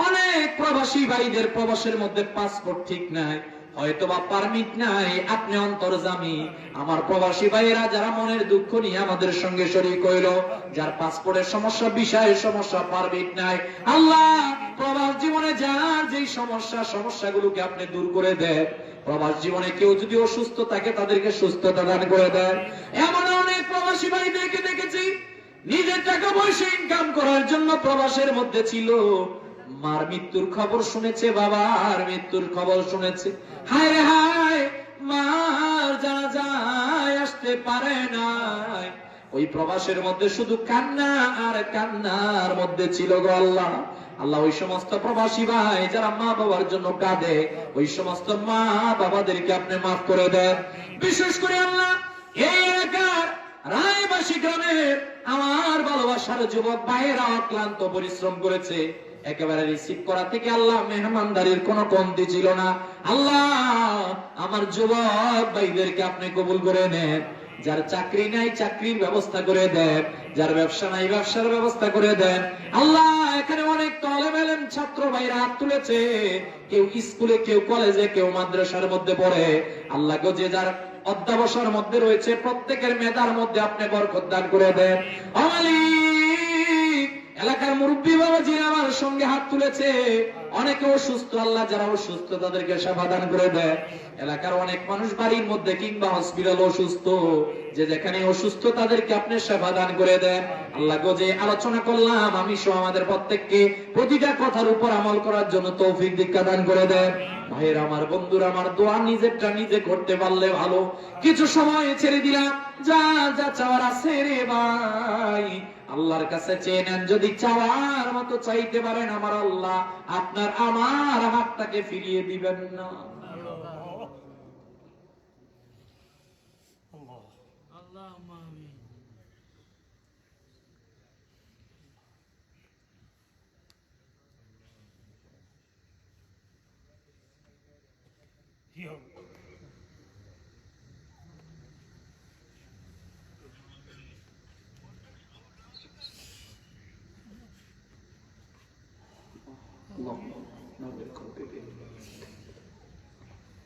اللهم ارزقني شهادة في سبيلك اللهم ارزقني شهادة في سبيلك আল্লাহ আপনি বাংলাদেশের উপর খাস রহমত নাজিল করেন আল্লাহ। আসমানি জমিনি আল্লাহ, পার্শ্ববর্তী দূরবর্তী যত শত্রু আছে আমাদের সব শত্রু থেকে আমাদেরকে হেফাজত করেন আল্লাহ। আল্লাহ বাংলাদেশের মুসলমানদেরকে একটা প্ল্যাটফর্মে দাঁড় হওয়ার জন্য কবুল করে নেন আল্লাহ। আল্লাহ রাব্বুল আলামিন একজন আরেকজনের সঙ্গে মিলেমিশে থাকতে পারে সেজন্য কবুল করে নেন আল্লাহ। আল্লাহ ফিলিস্তিন যুদ্ধ দেখলাম বন্ধ, আল্লাহ আমরা জানি এটা কিয়ামতের পূর্বে আপনি আমাদের কাছে দিবেন আল্লাহ। আমরা আল্লাহ যত দোহাই করি আল্লাহ আপনার ফায়সালাই তো চূড়ান্ত আল্লাহ। তারপর আপনার কাছে আমরা চাই আল্লাহ পৃথিবীর মুসলমানদেরকে আপনি লাঞ্ছিত করেন না আল্লাহ। আল্লাহ যদি মুসলমানদেরকে মারতে আপনার কুদরতি হাত দিয়ে মেরে ফেলেন আল্লাহ, কোন ইহুদি নাসারার হাতে আমাদেরকে মার খাওয়ায়েন না আল্লাহ। আল্লাহ পৃথিবীর মুসলমানদেরকে ঐক্যবাদ এক ইসপাতের মধ্যে এক লাইনের মধ্যে থাকার জন্য কবুল করে নেন আল্লাহ। আল্লাহ বাংলাদেশের মধ্যে যত মসজিদ মাদ্রাসা খানকা আছে আল্লাহ যে যেইভাবে খেদমত করতেছে আল্লাহ প্রত্যেকের খেদমত আপনি কবুল করে নেন আল্লাহ। আল্লাহ যারা কথা বলেছেন হকের পক্ষে, যারা কবরে তাদেরকে আপনি মাফ করে দেন আল্লাহ। আল্লাহ সমগ্র বাংলাদেশে যারা কথা বলছেন ওনাদেরকে কবুল করে নেন আল্লাহ। আল্লাহ গো, জীবনে তো একটাই মরিয়ে পড়িয়া মক্কা মদিনার মুসাফির না বানায় কবরে রাখ দিয়েন না আল্লাহ। আপনার হাবিবকে স্বপ্ন যুগে না দেখাইয়া কবরে রাখ দিয়েন না আল্লাহ। মনে বড় আশা ছিল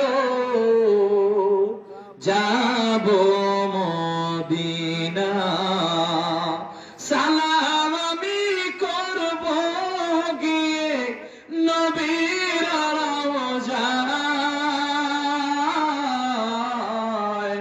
মনে বড় আশা ছিল যাব মদিনা, মদিনা যাইতে পারলাম না, মদিনা দেখতে পারলাম না। আমি অসহায় তাই এত দূরে রই, আমি অসহায় তাই এত দূরে রই, শুধু সালাম জানাই মদিনা যাইতে পারলাম না, মদিনা দেখতে পারলাম না। আল্লাহ শেষ করিয়াত রুহুল আমিন স্যার যত মানুষের জন্য দোয়া চাইলো আল্লাহ, আমি তো সকলের নাম বলতে পারি না আল্লাহ, মুসলিমের মানুষ আল্লাহ যত মানুষের জন্য দোয়া চেয়েছেন আল্লাহ প্রত্যেককে আপনি কবুল করে নেন। একটা টাকা পয়সা হলো যে যেভাবে সাহায্য সহযোগিতা করেছেন আল্লাহ প্রত্যেককে আপনি কবুল করে নেন আল্লাহ। আমাদের শ্রদ্ধাভাজন ইমাম সাহেব হুজুর আছেন ওনাকে কবুল করে নেন আল্লাহ। স্টেজের মধ্যে যারা বসে, আমার সামনে যারা বসা পর্দানিশীন মা বোনেরা যারা হাত তুলেছেন আল্লাহ প্রত্যেককে কবুল করে নেন আল্লাহ। ফেসবুক লাইভে যারা প্রবাস থেকে দেখছেন তাদেরকে কবুল করে নেন আল্লাহ। আল্লাহ গো, ফরিয়াদ আপনার কাছে শেষ একটাই, আমালিক আল্লাহ যেদিন আপনি আমাদের জন্য মালাকুল মউত পাঠাইবেন আল্লাহ গো, সেদিন আপনি আমাদের জন্য মালাকুল মউত পাঠাইবে, সেদিন আমাদের প্রত্যেকের জবানে জারি করে দিয়েন মধুর কালেমা লা ইলাহা ইল্লাল্লাহু মুহাম্মাদুর রাসূলুল্লাহ সাল্লাল্লাহু আলাইহি ওয়াসাল্লাম। আসসালামু আলাইকুম ওয়া রাহমাতুল্লাহি ওয়া বারাকাতুহু। সম্মানিত হাজিরিন, আপনাদের মেহমানদারের জন্য সিনির ব্যবস্থা রয়েছে। আপনারা দয়া করে মেহেরবানি করে